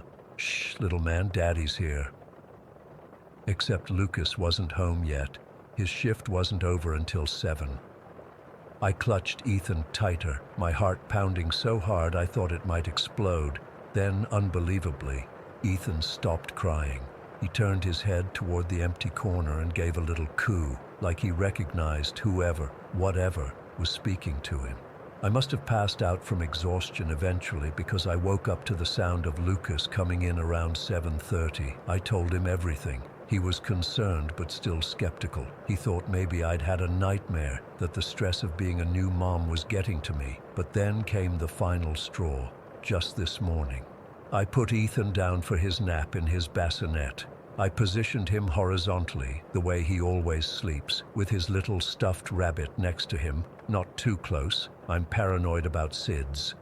I checked on him 20 minutes later, and he was fine, sleeping peacefully in the exact same position. An hour later, I heard him wailing from the nursery. When I rushed in, I nearly collapsed from shock. Ethan was positioned vertically in the bassinet, his head at the top, feet at the bottom, blanket tucked nearly around him. The stuffed rabbit was sitting upright against the side of the bassinet. Ethan can't roll over yet. He definitely can't reposition himself completely in his bassinet, and he absolutely cannot tuck himself in. Something moved my baby. Something is taking an interest in my child. I'm writing this from my mother's house. I grabbed Ethan, the cats, and a few essentials and left immediately. Lucas is still at the house gathering more of our things. He's not arguing anymore. He saw the bassinet. He knows I didn't move Ethan. I don't know what to do. I don't know if this thing has followed me my whole life or if it was attached to the house or one of my collected items. I don't know if it means harm or if it's just curious about Ethan, but I know one thing for certain. No spirit, benevolent or otherwise, is going to touch my baby again. The porcelain doll is still at the house. Lucas says when he went into our bedroom to pack some clothes, it was sitting on our bed, facing the door. Waiting. I've never been this scared in my life. Whatever this is, it's crossed a line. I can handle it messing with me. I've dealt with it for years. But Ethan is innocent. He's defenseless. I'm not going back to that house. Ever. I don't care about our security deposit or the mortgage or any of it. Nothing is worth putting my son at risk. Has anyone else experienced anything like this? Especially with a spirit showing interest in your child? I need advice desperately. What do I do if this thing has attached itself to me rather than the house? What if it follows us wherever we go? Story 17. I still get goosebumps thinking about what happened last winter. I'm not usually one to share personal stuff online, but I need to get this off my chest, and maybe it'll serve as a warning to others who rent remote cabins. I had been planning this solo trip to Pinecrest for months. Work had been absolutely brutal. 14-hour days glued to my computer screen, endless Zoom meetings, and a boss who seemed to think weekends were just a suggestion. By December, I was completely burned out. I'm 31, and my doctor was already warning me about my blood pressure. So when I found this secluded cabin near Pinecrest Ski Resort at a decent rate, I booked it immediately for a 4-day getaway. The cabin looked exactly like the photos online. Rustic wooden exterior, small porch, surrounded by towering pines. It was about half a mile from the nearest neighbor, which was perfect. I wanted solitude. The first day was everything I needed. I hit the slopes early, stayed until my legs were jelly, then grabbed dinner at the resort before heading back to my cabin. That evening, it was a Thursday. I got back to the cabin around 7. The temperature had dropped to about 15 degrees, and it was already pitch black outside. The rental company had left the porch light on for me, which cast just enough light to illuminate the fresh snow that had been falling steadily since late afternoon. I remember thinking how peaceful it was as I unlocked the door. Inside, I cranked up the heat, started a fire in the small stone fireplace, and poured myself a whiskey. For the first time in months, I felt my shoulders actually relax. I had just settled onto the worn leather couch with my drink and was scrolling through Netflix when I heard it. Footsteps crunching through the snow, approaching the cabin. At first, I didn't think much of it. Maybe the property manager checking on something, but then I realized how odd the timing was. It was after 7 on a Thursday night in the middle of winter, and the footsteps weren't hurried. They were slow, deliberate, like someone taking their time.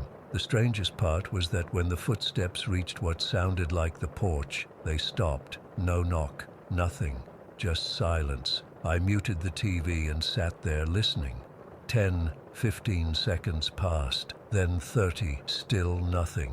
Just as I was about to get up and look out the window, there was finally a knock at the door. I hesitated before getting up. Something felt off, but I told myself I was being paranoid. I set my whiskey down and went to the door. When I opened it, a man was standing there. Bearded, maybe late 30s, wearing a dark blue parka and a black beanie. He was about my height, but stockier. In the yellow porch light, I could see his breath clouding in the cold air. Here's where things got weird. When he saw me, he looked surprised, but not in a natural way. It was almost like he paused, then forced a surprised expression, like someone in a bad community theater production who missed their cue. "Oh," he said, his voice oddly controlled despite his surprised face. "I think there's been some mistake." I just stood there, hand still on the doorknob. "What do you mean?"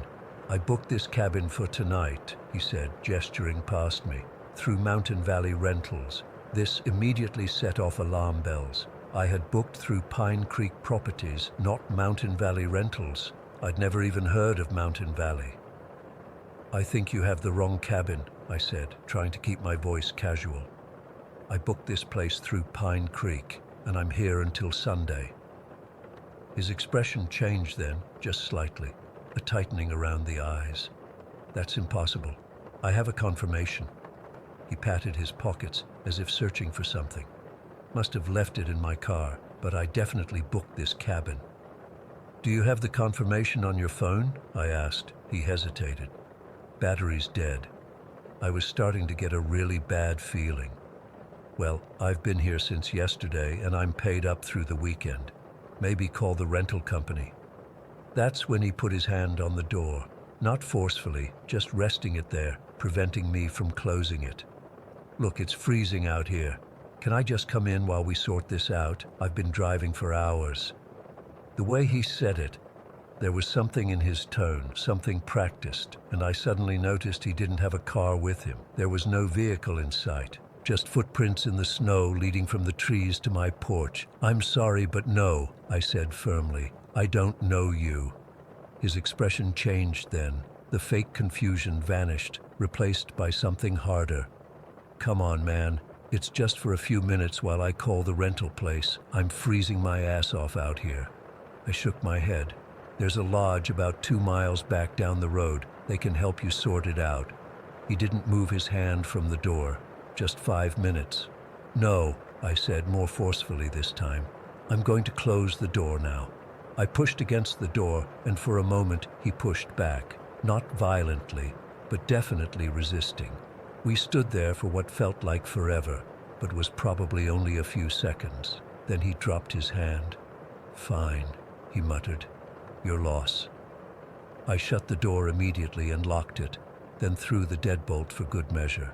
Through the small window beside the door, I watched him. He didn't leave right away. He just stood there staring at the door.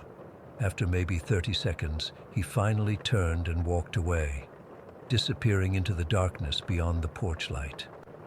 My heart was pounding. I grabbed my phone thinking I should call someone, but who? The rental company? The police? What would I even say? A weird guy came to my door and left when I asked him to. I decided I was overreacting and tried to go back to watching TV, but I couldn't focus. I kept glancing at the door, half expecting another knock. Around 9, I made some dinner and tried to relax, but the encounter kept replaying in my mind. The fake surprise, the missing car, the hand on the door. By 11, I had almost convinced myself it was nothing, just a confused traveler with poor social skills. I was getting ready for bed when I remembered something that made my stomach drop. When the man finally walked away, he hadn't gone toward the main road. He had headed into the woods. On impulse, I went to the front window and peered out into the darkness. The porch light illuminated the first few yards of snow-covered ground, but beyond that was just blackness. I cupped my hands around my eyes to block the reflection and pressed my face to the cold glass. That's when I saw him. Standing among the trees, maybe 50 feet from the cabin. Just standing there, watching. I couldn't make out his features in the darkness, but I knew it was him. I could see the outline of his parka against the snow. I jumped back from the window, my heart racing. He had been out there the whole time, watching the cabin, watching me. With shaking hands, I grabbed my phone and called the property management number listed on the rental agreement. A woman answered, sounding half asleep. "I'm staying in cabin 14, I said, trying to keep my voice steady. "There's a man outside. He tried to get in earlier, claiming he had rented the place. Now he's just standing in the woods watching the cabin." She was immediately alert. "Lock all the doors and windows," she said. "I'm calling the police right now. Stay on the line with me." I double-checked every window and door while she contacted the police. The woman, her name was Karen, stayed on the phone with me the entire time. "The police are on their way," she assured me. "They said it'll be about 15 minutes. Is he still out there?" I forced myself to look out the window again. He was gone from where I'd seen him before. "I don't see him now," I said, scanning the tree line. "Stay away from the windows," Karen advised. "Just wait for the police."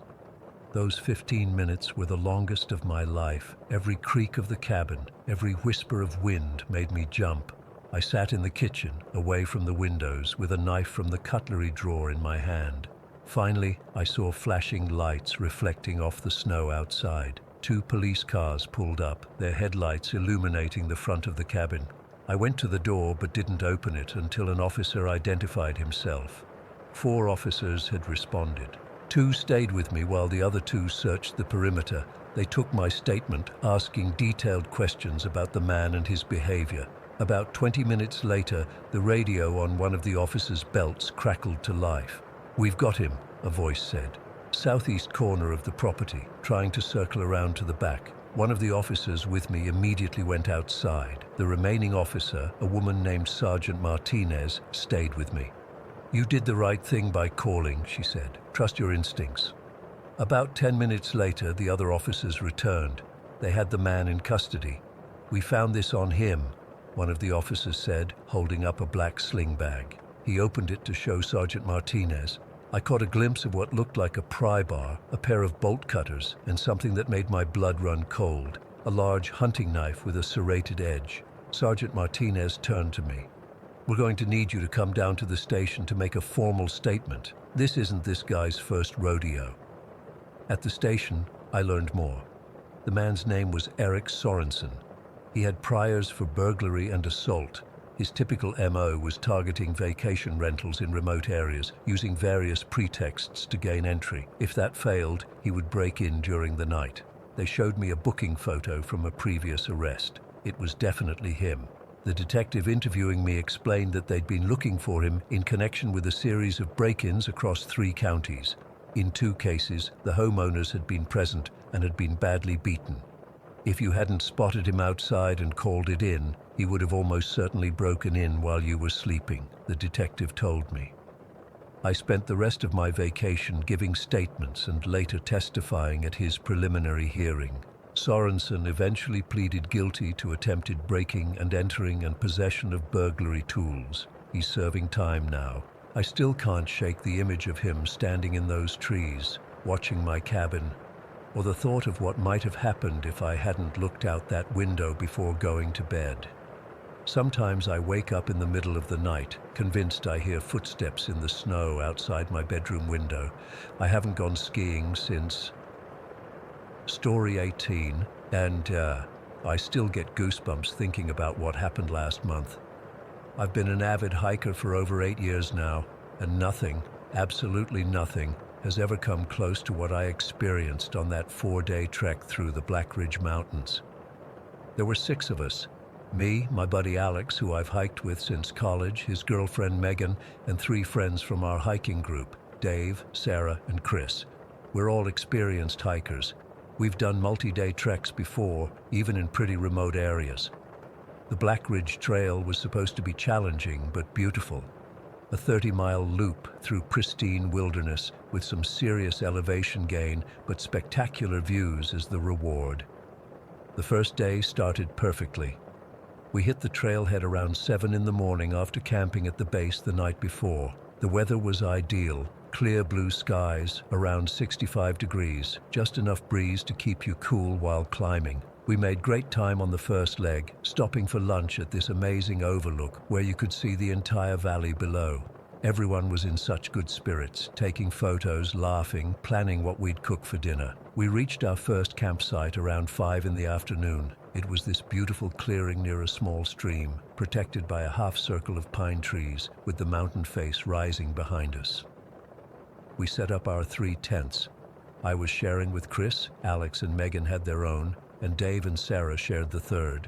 We collected firewood, filtered water from the stream, and made a fantastic dinner of dehydrated chili that tasted way better than it should have after hiking all day.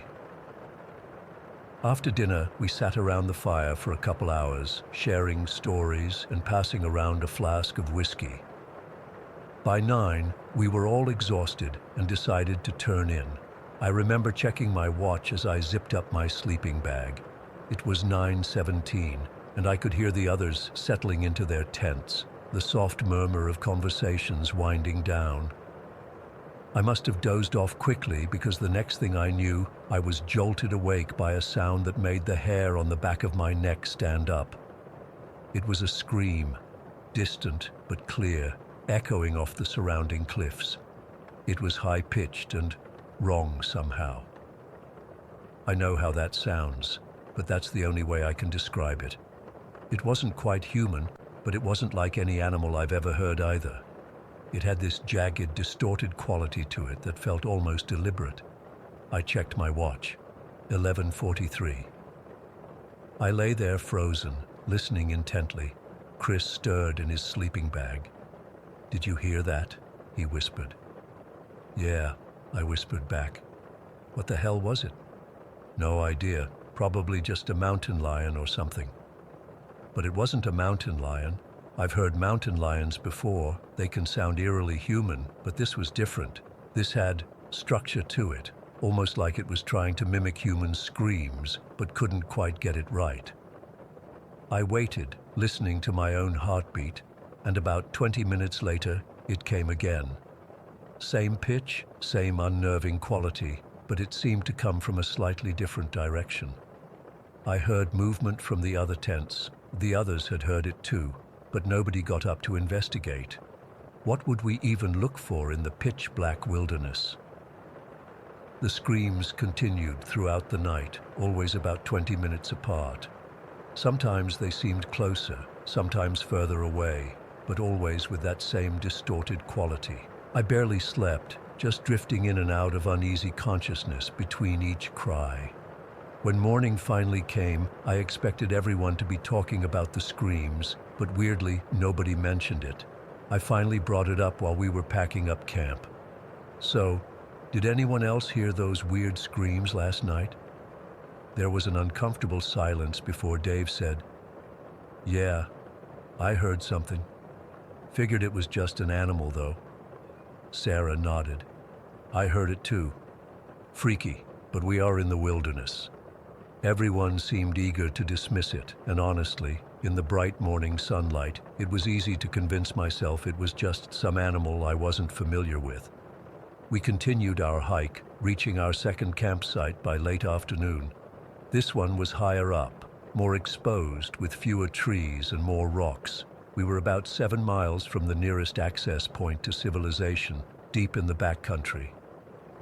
That night, after another exhausting day of hiking, we all turned in around the same time. I was hopeful that whatever made those sounds was territorial and we'd left it behind. I was wrong.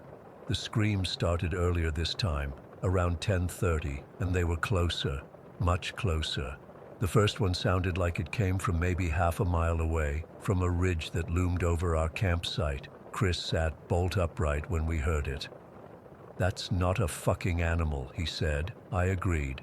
The screams had that same unsettling quality, like someone trying to imitate human screams but getting the pitch and cadence just slightly wrong, and they seemed more deliberate tonight, like whatever was making them wanted us to hear. By the third scream, Alex was outside our tents. "Guys," he said, his voice tense, "we need to talk about this in the morning. I don't think we should continue on the planned route." We all mumbled agreement before retreating back to our tents. The screams continued through the night, still at those regular 20-minute intervals. At one point, I could have sworn they were coming from directly above us on the ridge, and they sounded almost curious.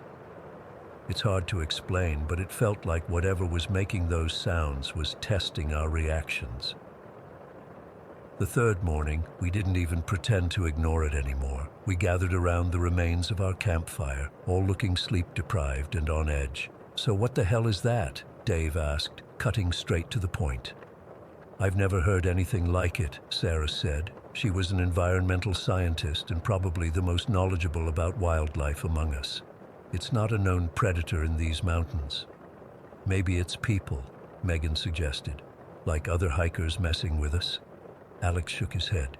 "We haven't seen anyone else on the trail. The ranger said we were the only group that registered for this section this week." "I think we should investigate," I said, surprising myself.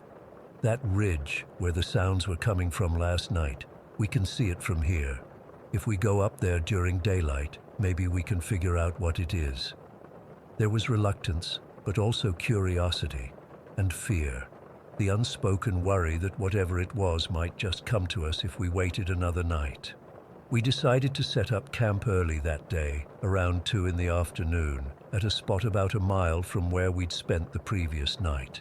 The ridge that the screams had come from was visible from our new campsite, a steep, rocky outcrop about 500 feet above us. We agreed that after setting up camp, we'd hike up there to investigate before dark. The climb was tougher than it looked. What appeared to be a straightforward slope from a distance turned out to be loose scree interspersed with dense underbrush. It took us nearly 2 hours to reach the top, and by then, the sun was already beginning to dip behind the western peaks. What we found at the top made my blood run cold. There was a small clearing that looked like it had been used as a campsite, but something had happened there.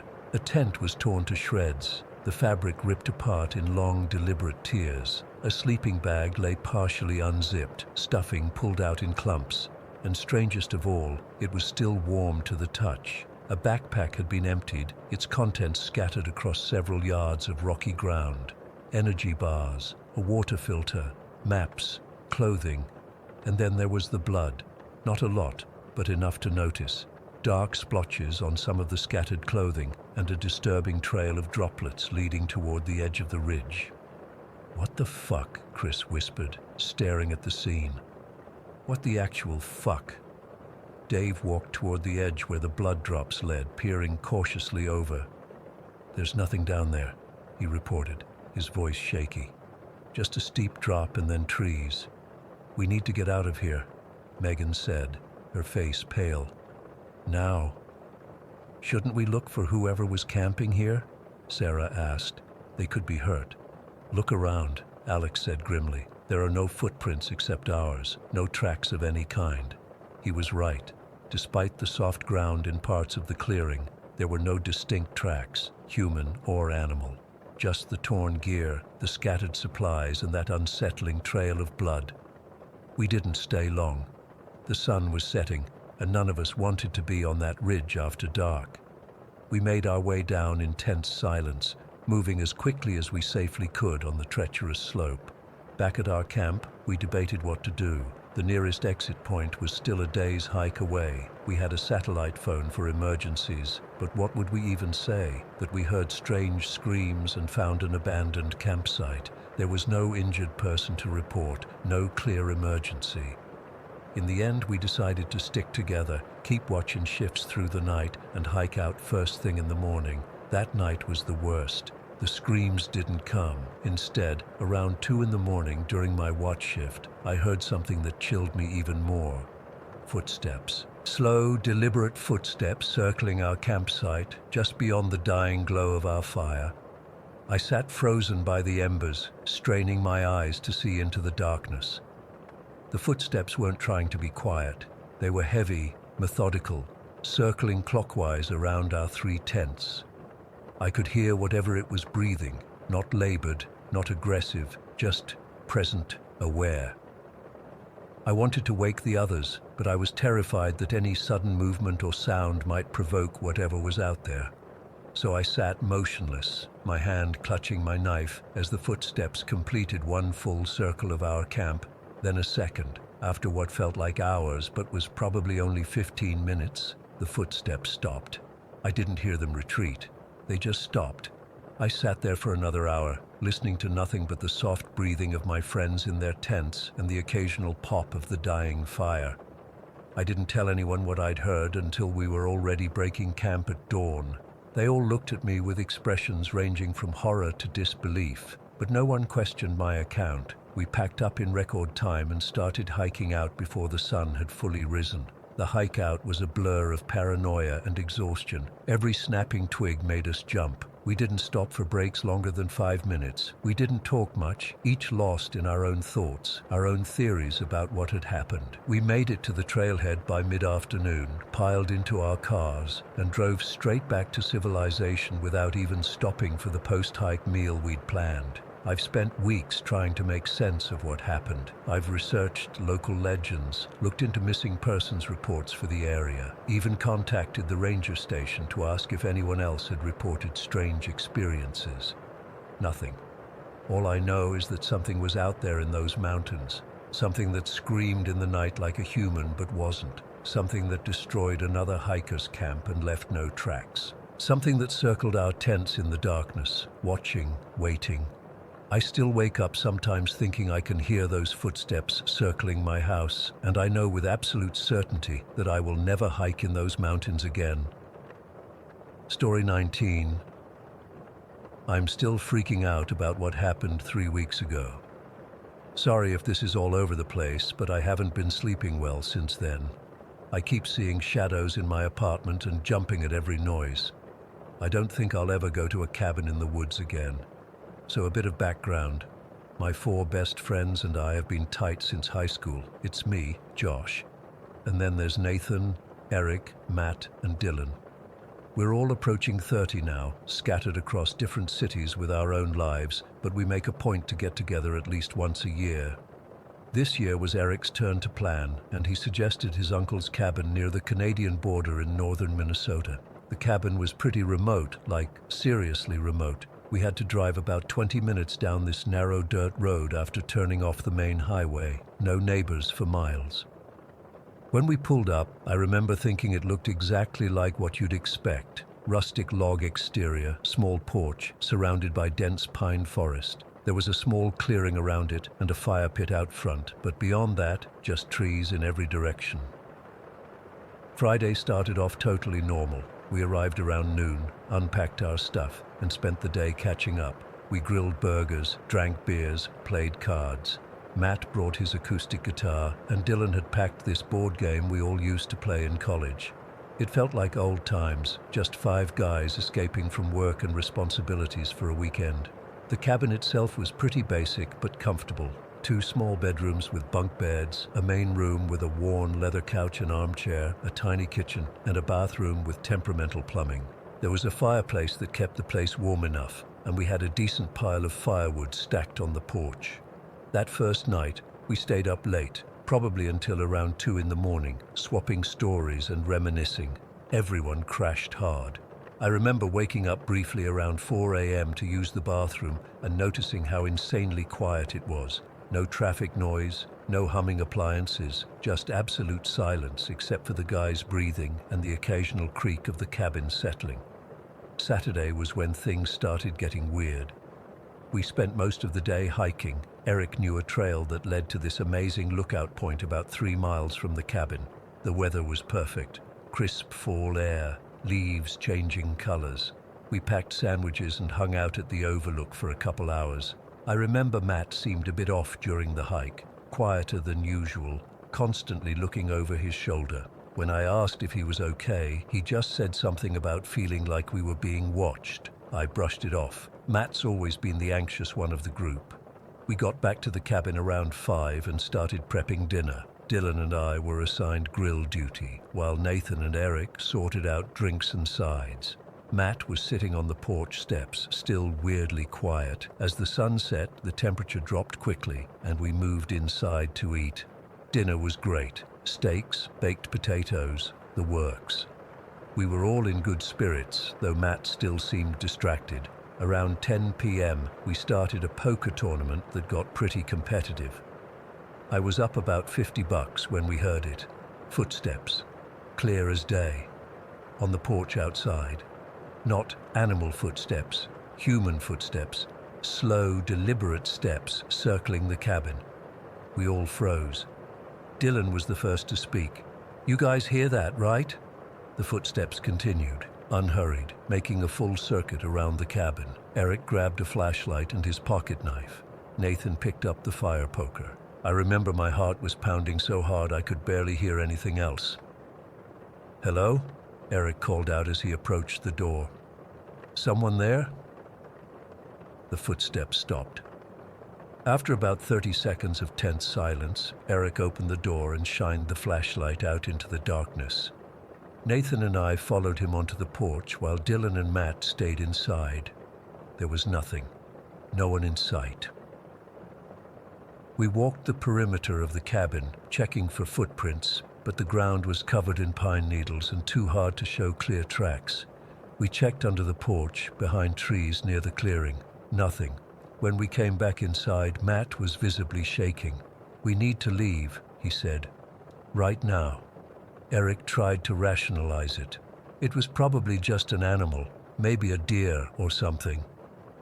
"That wasn't a fucking deer," Matt snapped. "Those were human footsteps. Someone's out there." We debated what to do for almost an hour. In the end, we decided to stay. It was late. The nearest town was over an hour away, and we'd been drinking. We convinced ourselves it must have been an animal, or maybe the wind making the porch boards creak. But deep down, I think we all knew it wasn't either of those things. We decided to lock all the doors and windows, keep the lights on, and take shifts staying awake. I took the first watch while the others tried to sleep. Nothing happened during my 2-hour shift, but I couldn't shake the feeling of being observed through the windows. Every time I looked outside, I only saw darkness and the reflection of the cabin's interior lights. Nathan relieved me around 2 a.m. I tried to sleep, but kept jerking awake at every little sound. When I got up around 7, everyone looked like they'd barely slept. Matt's eyes were bloodshot, and he kept pacing between the windows. "Did you guys check the porch this morning?" he asked. We hadn't. Eric and I went outside to look around in the daylight. What we found made my blood run cold. One of the logs from our woodpile had been placed directly in front of the door, not just placed, positioned very deliberately, and carved into it were 3 deep gouges, perfectly parallel, too precise to be animal claw marks. They weren't fresh cuts either. The exposed wood wasn't raw or light-colored. It was like someone had prepared this in advance. I still get chills thinking about it. Someone had been there while we slept, leaving this message, warning. I don't know what it was supposed to mean. When we brought the log inside to show the others, Matt completely lost it. "I told you someone's out there. We need to leave now." Dylan, who'd been the most skeptical the night before, was now pale. Maybe Matt's right. This is fucked up. Eric tried to keep everyone calm. "Look, my uncle comes up here all the time and has never had problems. It's probably just local kids messing with us. They might have seen our cars and decided to scare the city boys." We spent the rest of the morning on edge, constantly looking out the windows, jumping at every sound. We tried to distract ourselves with cards and conversation, but the tension was suffocating. No one wanted to go outside alone, even to grab more firewood.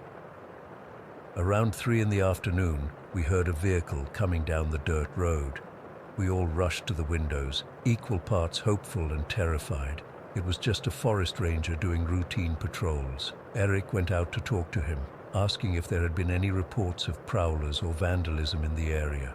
The ranger said no, everything had been quiet, but he'd keep an eye out. He offered to drive by again that evening, which gave us some comfort. As night approached, we debated leaving, but ultimately decided to stay one more night. We'd come all this way, and it seemed silly to let some probable prankster ruin our weekend. We agreed to keep the same watch rotation, but this time with 2 people awake at all times.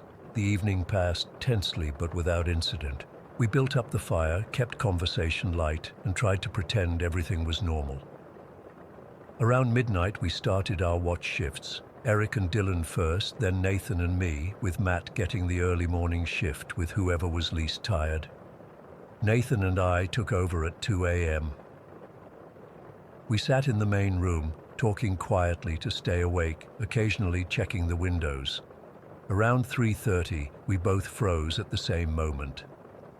The sound of a key in the front door lock. It was so quiet but unmistakable.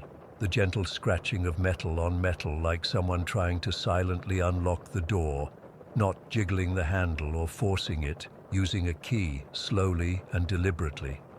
Nathan grabbed the fire poker and motioned for me to wake the others.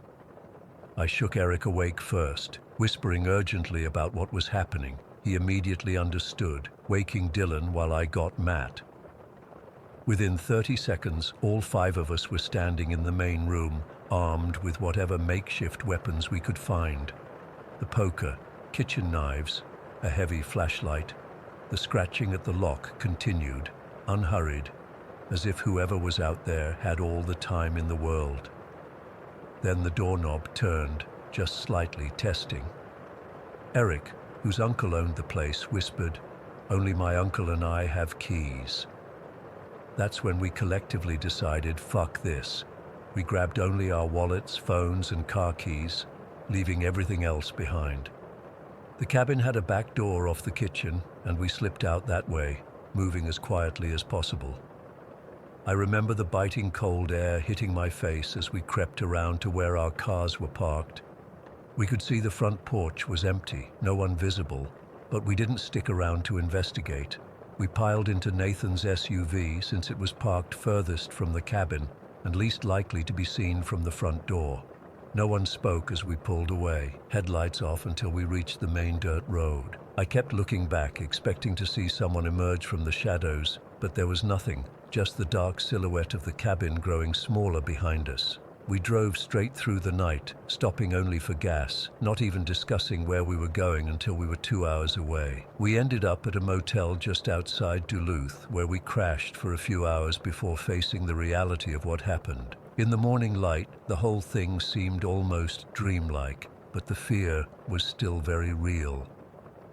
Eric called his uncle to explain why we'd abandoned the cabin and all our stuff. His uncle was understandably confused, but said he'd drive up that day to check on the place and ship our belongings back to us. 3 days later, Eric called me. His uncle had found the cabin undisturbed, nothing stolen, nothing damaged. All our bags were exactly where we'd left them. But there was one thing that hadn't been there before: a rusted hunting knife, placed precisely in the center of the kitchen table. Not thrown or dropped, placed with obvious deliberation. The police were called, but they found nothing. No fingerprints, no evidence of forced entry, no witnesses. The case was filed as a simple trespassing incident and basically forgotten. It's been 3 weeks, and I still haven't processed what happened. None of us have. Our group chat, once constantly active, has gone nearly silent. Matt has stopped responding altogether. Nathan told me he's seeing a therapist. Dylan pretends it was just some elaborate prank, but I can tell he doesn't believe that. The worst part isn't what happened. It's knowing that someone was watching us that entire weekend. Someone who never showed themselves, never took anything, never actually hurt us. They just played with us, letting us know they were there, that they could get in if they wanted to, that they were in control the whole time. I still don't know what they wanted. Maybe nothing.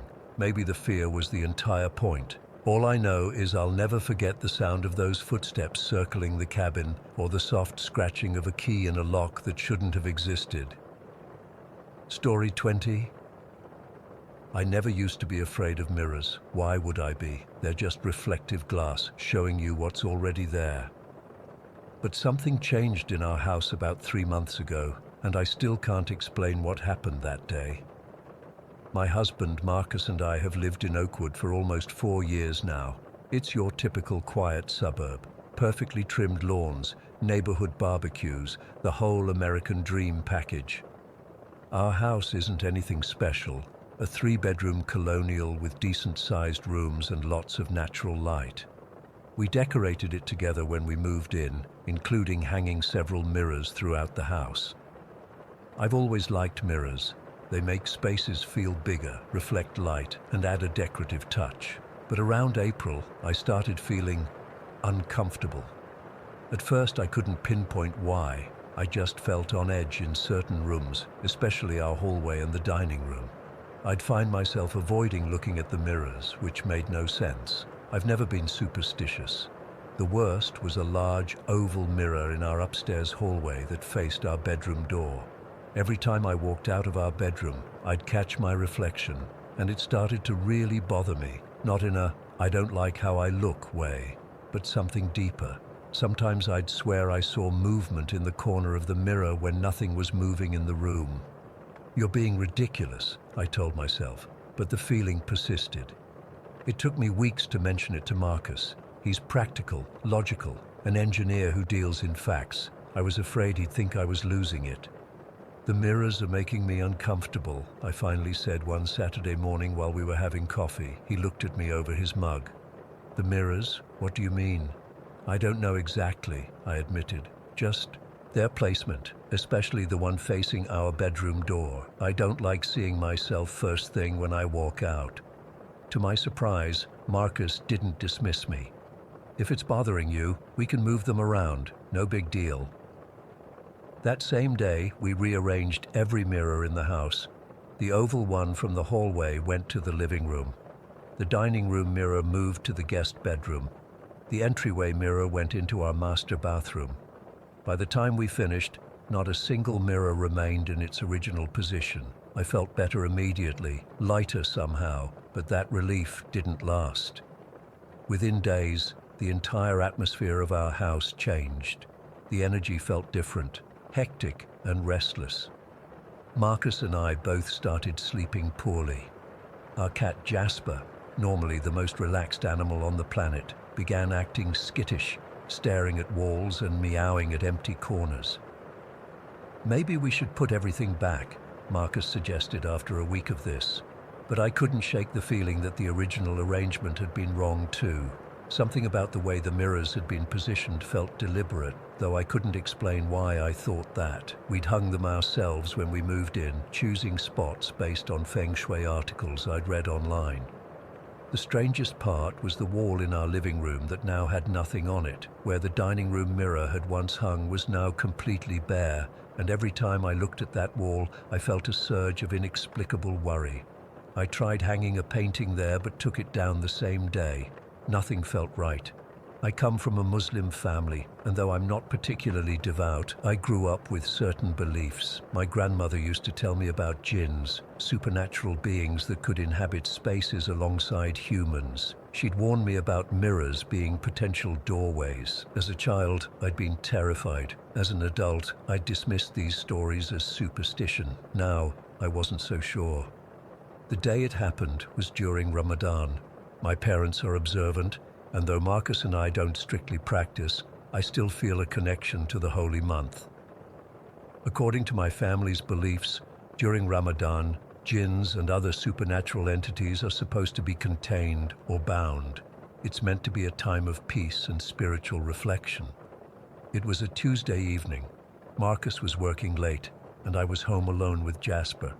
I'd been feeling especially tired that day and was lying on the couch watching Netflix, trying to distract myself from the gnawing anxiety that had been my constant companion since we moved the mirrors. Jasper was curled up at my feet, and the house was quiet, except for the low volume of the TV. I must have dozed off, because the next thing I remember is jerking awake, disoriented. That's when I heard it.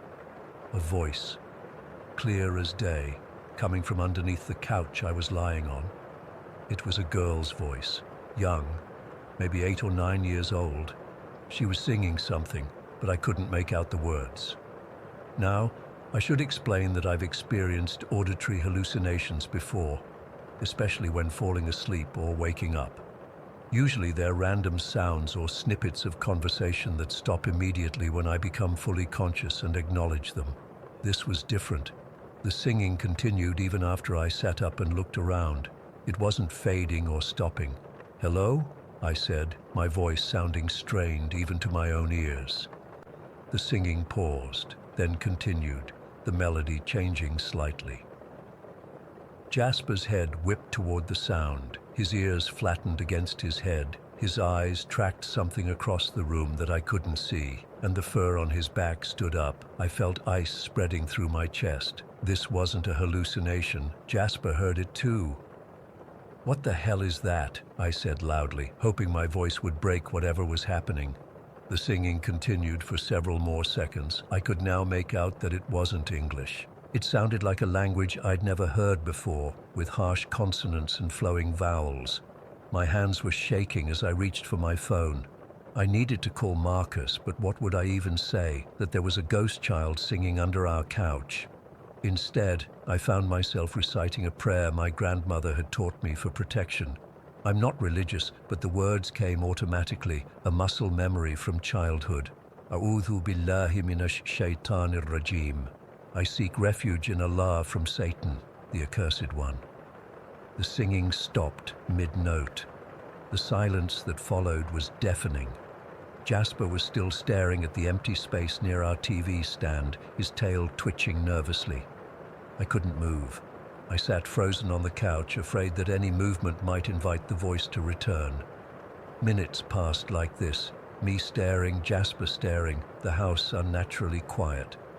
Then Jasper suddenly relaxed, stretching and yawning as if nothing had happened.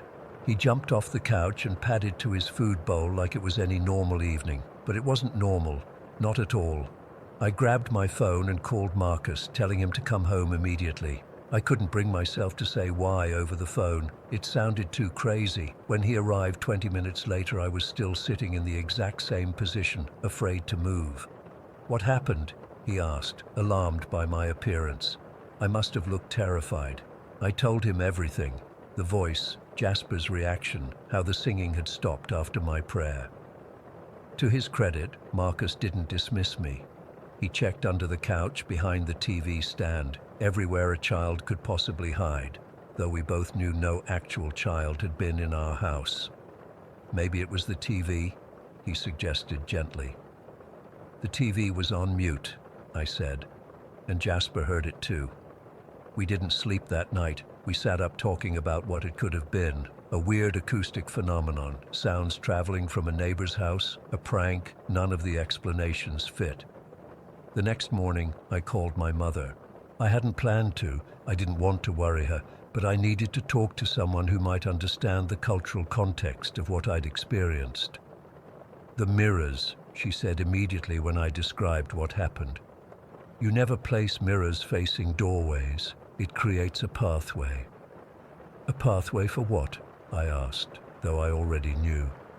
"For things that shouldn't be here," she replied, "especially during Ramadan, when the veil is thin."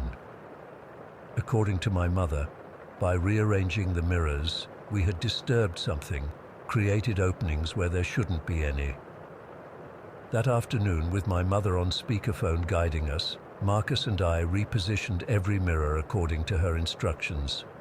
No mirror should face a door, no mirror should reflect another mirror. And the bare wall in our living room, we hung a framed verse from the Quran there, a protection, my mother insisted. It's been 3 months since that day. The voice hasn't returned. Jasper stopped staring at empty spaces. The oppressive feeling in the house has lifted, but I still can't explain what happened. I catch myself avoiding looking directly into mirrors, especially at night. I take the long way around the house to avoid passing the living room wall after dark.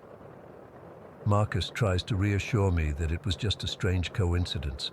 Stress, an overactive imagination, maybe even a neighbor's child playing outside that somehow sounded like it was inside our house. But I know what I heard. I know what Jasper saw. And most of all, I know what I felt. The absolute certainty that something was in our house that shouldn't have been. Something that had found a way in through the pathways we'd unknowingly created. I still live with the fear that one day I'll hear that singing again. Only next time, it might not be coming from under the couch. It might be standing right behind me, visible only in the reflection of a mirror I'm too afraid to look into. Story 21. I never believed in ghosts, like, ever. I was the person who rolled my eyes when friends talked about feeling something in an old building or seeing shadows out of the corner of their eye. I'd watch those ghost hunting shows and laugh at how they'd freak out over the tiniest sound or temperature change. Yeah, I was that person, the skeptic, the non-believer. That changed last year. I was 24, fresh out of college with my first real adult job, finally making enough money to move out of my parents' basement. After weeks of searching, I found this gorgeous Victorian duplex in the historic district downtown.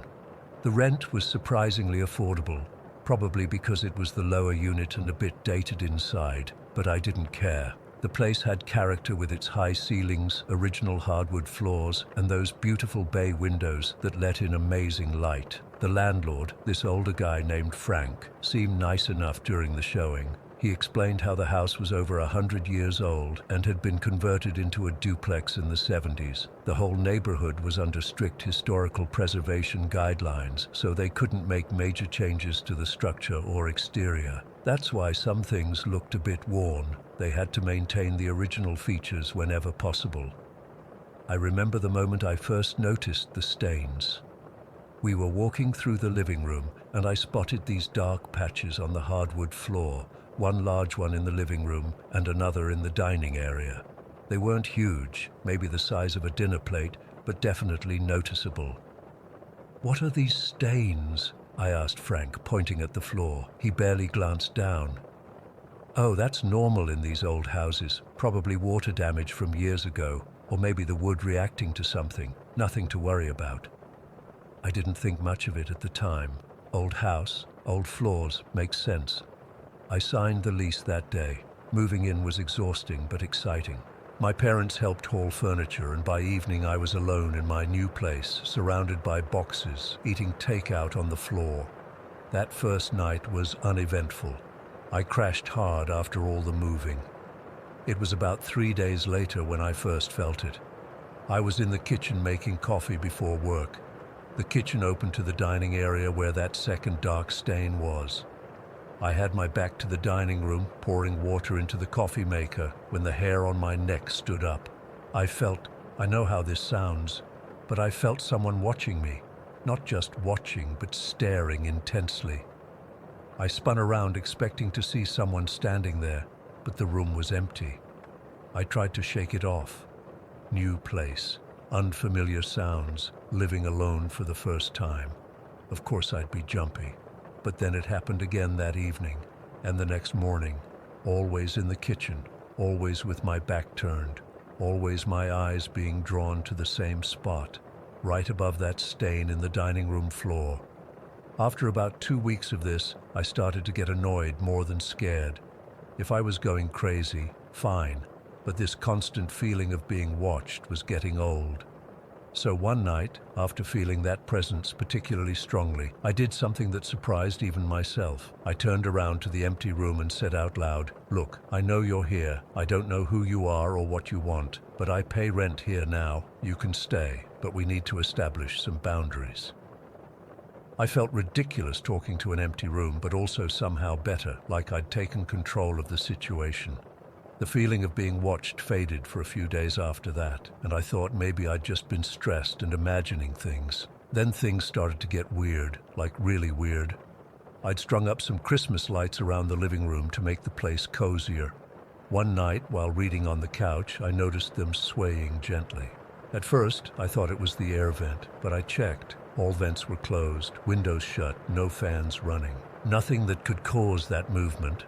The lights just swayed for about 5 minutes, then stopped. I started hearing footsteps too.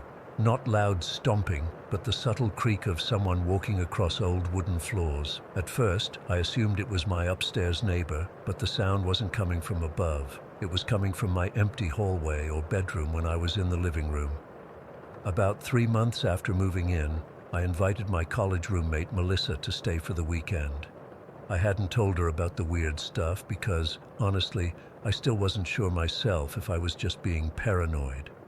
We stayed up late, catching up, drinking wine, and finally crashed around 2 in the morning. The next day, Melissa was acting strange, quiet, constantly looking around the apartment. When I asked what was wrong, she hesitated before answering. "Did you come into the guest room last night?" she asked. "No, why would I? I woke up around 3 and thought I saw someone standing in the doorway. I figured it was you checking on me or something." I felt cold all over. What did they look like? I couldn't really see. It was dark, just a shape, kind of small. I called out your name, but they walked away. I assumed you were half asleep or something.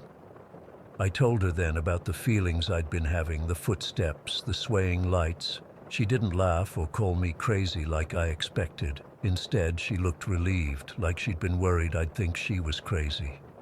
Later that day, we were in the living room when it happened, something we both saw. I had a hula hoop leaning against the wall. Don't judge, it's good exercise. Without warning, it suddenly jumped about 2 feet forward into the room, as if someone had pushed it. Not rolled, jumped. We both froze, staring at it. "Did you see that?" Melissa whispered. I nodded, unable to speak.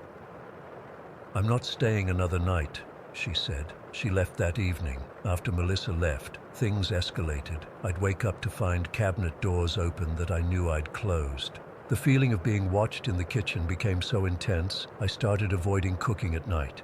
I got a roommate about a month later, partly for the company, partly to split rent, and partly because I was getting freaked out being alone. My roommate Jess experienced things too. She'd feel cold spots in the hallway. Her bedroom door would open by itself. But the scariest incident happened when we had friends over for dinner about 6 months after I'd moved in. We were all in the kitchen, 4 of us total. I was washing dishes while everyone else sat at the table talking. The overhead light fixture above the sink was this old glass dome thing, probably original to the house. Without warning, without anything touching it, the entire fixture detached from the ceiling and crashed into the sink in front of me.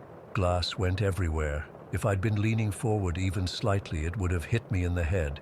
Everyone went silent. There was no explanation, no earthquake, no vibration from upstairs, nothing that could have caused it to fall. "How long has that been loose?" one of our friends asked. "It wasn't," I said. Frank just replaced the bulb last month when I reported a flicker. He checked all the hardware then. The mood changed after that. Everyone left early. That night I couldn't sleep. I kept thinking about everything that had happened. The stains, the watching, the footsteps, the voice I'd heard once behind me in the dark living room saying what sounded like hello, followed by approaching footsteps, the hula hoop, the light fixture. I don't know how to explain this next part without sounding crazy. I just knew things suddenly, like a flash of insight or intuition. I could sense that whatever was in our apartment was young. A girl, probably around 10 years old. Blonde hair. She wore what looked like an old-fashioned sailor dress, the kind from maybe the 1930s or 40s, and she was scared, not trying to scare us, but scared herself, confused, lost. I knew, absolutely knew, that she had died in this house before it was converted to a duplex, that the stains on the floor were somehow connected to her, that she stayed near them because they marked something significant. The activity ramped up after the light fixture incident. The Christmas lights didn't just sway anymore, they'd get lifted up from the wall like someone was trying to pull them off. One night the pull was so strong that some of the adhesive hooks came off the wall. I remembered something my grandmother once told me about salt being protective against spirits. Feeling desperate and a little silly, I put lines of salt across all our bedroom doorways. I didn't tell Jess, I just did it while she was at work. It worked. The activity continued, but it stayed in the common areas: living room, dining room, kitchen, hallway. Our bedrooms remained quiet zones. We both slept better after that. About 8 months into our lease, Jess and I finally worked up the courage to ask Frank about the history of the house. We caught him when he came by to fix our leaky faucet.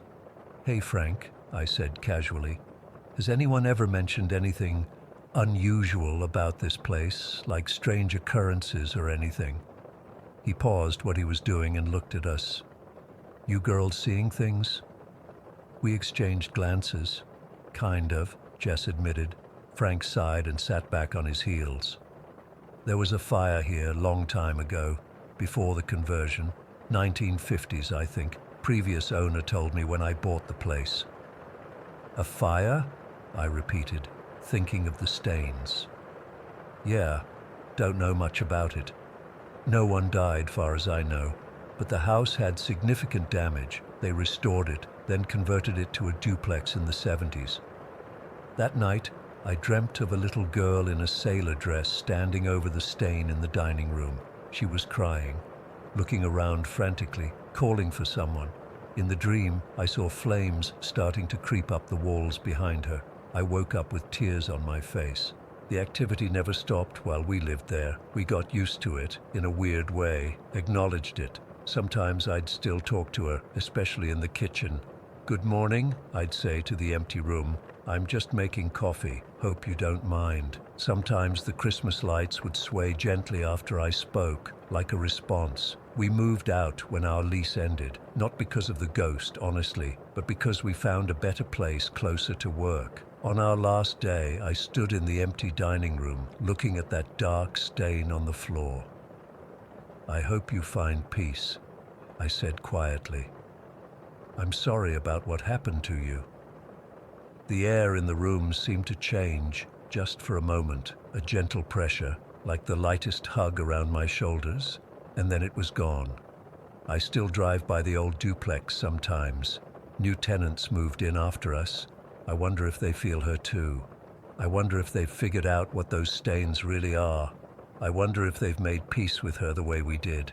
I used to be a skeptic. I used to roll my eyes at ghost stories, not anymore. Story 22. I've been hesitant to write this down for weeks now, but I need to get this off my chest. Maybe someone else has experienced something similar. I can't explain what happened, and honestly, I'm scared to go to sleep most nights now. For context, I'm 34 and live in a pretty normal suburb outside Boston. Nothing weird or unusual has ever happened in my neighborhood. It's just your typical Massachusetts suburb with nice houses, decent schools, and people who mostly mind their own business. I've lived in my current place for about 3 years with a roommate who works night shifts at the hospital, so I'm often alone in the evenings. My German Shepherd Max has always been my security blanket on these solo nights. He's super independent and usually just does his own thing, sleeping at the foot of my bed or on his dog bed in the corner of my room. But last Thursday, Max started acting really weird. Around 11 at night, while I was getting ready for bed, he kept pacing around my bedroom, stopping to stare at the hallway, then growling. Not his normal "someone's at the door" bark, but this low, continuous growl that made the hair on my arms stand up. I checked the whole house twice. Doors locked, windows secure, nothing out of place. I even went outside with my phone flashlight to see if maybe there was a raccoon or something that was setting him off. Nothing. Absolutely nothing unusual. I figured maybe he just heard the neighbors or something, so I tried to ignore it and go to bed, but Max wouldn't settle down. Between 11 and 1 in the morning, he growled at least 6 or 7 times, always facing my bedroom door or the hallway. The weird part, he kept coming over to me, which isn't like him at all. Max is the kind of dog that tolerates affection but doesn't seek it out. That night, though, he kept putting his head on my chest, something he's literally never done before. It was like he was checking on me or trying to protect me. Around 1:30, I had finally started to doze off when Max suddenly bolted out of my room, barking aggressively. I jumped up and followed him to the opposite side of the house, but again, nothing was there. This happened again at 2, and by this point I was seriously freaked out. I checked my phone to see if there were any neighborhood alerts or anything unusual happening, but everything seemed normal. I convinced myself I was being paranoid and finally fell asleep around 2:15, with Max eventually settling down beside my bed, though he still seemed on edge. What happened next? God, my hands are shaking just typing this. I woke up suddenly, the kind of wake-up where your eyes just snap open and you're instantly alert. My digital clock read 3:33. I remember the time so clearly because all the threes lined up, and in my half-asleep state, I thought that was kind of neat. But then I realized something was wrong, really wrong. There was this presence beside my bed, not on the side where Max was sleeping, but on the other side, closest to my wall. At first, I thought maybe my eyes were adjusting to the dark or I was seeing shadows from the streetlight outside my window. But as I became more awake, I realized what I was seeing was moving. It was like a black smoky mass hovering about 2 feet above the floor next to my bed. The edges of it had this faint glow, almost like when you look at the outline of a solar eclipse. The center was just pure darkness, not the absence of light, but something that seemed to absorb light, and it was dense. Not like smoke exactly, but not solid either. The closest I can describe it is like really thick fog, but completely black. The worst part, it seemed to be reaching for me. The mass was elongating toward my back and head, like it was trying to get into me. I know how crazy that sounds, but that's the only way I can describe it. It felt like it was trying to enter my body. I was completely frozen for what felt like forever, but was probably only seconds.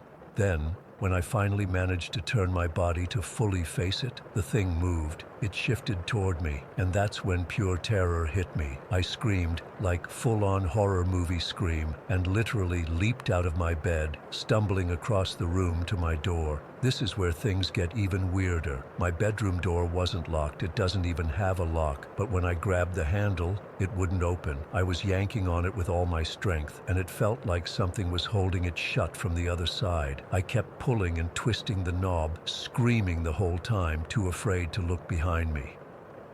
When I finally did look back, the entity was on the floor between me and my bed. It had changed shape. Now it was maybe 1.5 feet tall and 3 or 4 feet wide, spreading across my floor like a puddle of darkness. And I swear to God, it had formed what looked like 2 arm-like appendages that were reaching toward me. I've never been so terrified in my life. I felt this overwhelming sense of evil and wrongness coming from it. Not just fear like I was in danger, but this bone-deep knowledge that whatever this thing was, it wasn't supposed to be here. It didn't belong in our world. I screamed even louder, pulling on the door with every ounce of strength I had, and suddenly it gave way. I nearly fell backward into the hallway, then ran straight to my roommate's room. Of course, she wasn't home. Night shift, remember? So I just huddled in her doorway, hyperventilating and crying. It took me nearly 15 minutes to work up the courage to go back to my room. When I finally did, Max was sitting in the doorway, staring into my room with his ears perked up. The entity, or whatever it was gone. My digital clock read 3:36. Only 3 minutes had passed since I first woke up, though it felt like an eternity. I was shaking so badly I could barely stand. I turned on my nightlight. Yes, I'm 34 with a nightlight. Judge me all you want. But the weirdest thing happened. After about 5 minutes, it just turned off. Not flickered, not dimmed, just off, like someone had unplugged it. But when I checked, it was still firmly in the outlet. I spent the rest of the night sitting on my roommate's bed with all the lights on, waiting for morning. Max stayed right by my side the whole time, occasionally looking toward my bedroom with that same alert posture. When the sun finally came up, I called my mom. I was still so shaken that I could barely get the words out. That's when she dropped the biggest bombshell of all. This wasn't the first time this had happened to me. According to her, 2 years ago, when I was staying at her house after my breakup, I had woken up screaming in the middle of the night. When she came to my room, I was describing the exact same thing, a black, smoke-like entity trying to enter my body through my back. I have absolutely no memory of this incident, none whatsoever. But here's the truly terrifying part. My mom then confessed that she's experienced the same thing twice in her life. The exact same type of entity, the same overwhelming sense of evil, the same feeling that it was trying to possess her or enter her body somehow. I don't know what to make of this. Is it some kind of family curse, a genetic predisposition to night terrors? But how do you explain Max's behavior? He knew something was wrong hours before anything happened. My current theory, and I know this sounds insane, is that maybe I woke up too quickly. Like my eyes opened before my body fully woke up, and I saw something humans aren't supposed to see. What if these entities are always around us when we sleep? What if they attach to our consciousness or use our bodies as vessels without us knowing? It's been a week, and I still can't sleep properly. I've moved my bed to the middle of the room, away from all walls. I sleep with every light on, and I've started taking sleeping pills because I'm too scared to naturally fall asleep. The problem is, the pills make me groggy, and I worry that if it happens again, I won't be able to react quickly enough. My roommate thinks I had a really vivid nightmare, but she didn't see Max that night. She didn't feel what I felt. That thing was real. It was in my room, and it wanted something from me, something I don't think I was meant to give. I don't know what to do now. I'm afraid to sleep at night. Afraid to talk about it too much in case it somehow calls the entity back. But I'm also desperate for answers. Has anyone else experienced something like this? Does anyone know what this thing might be or how to protect myself if it comes back? Because I know one thing for certain. I never want to see those reaching smoky arms coming for me ever again.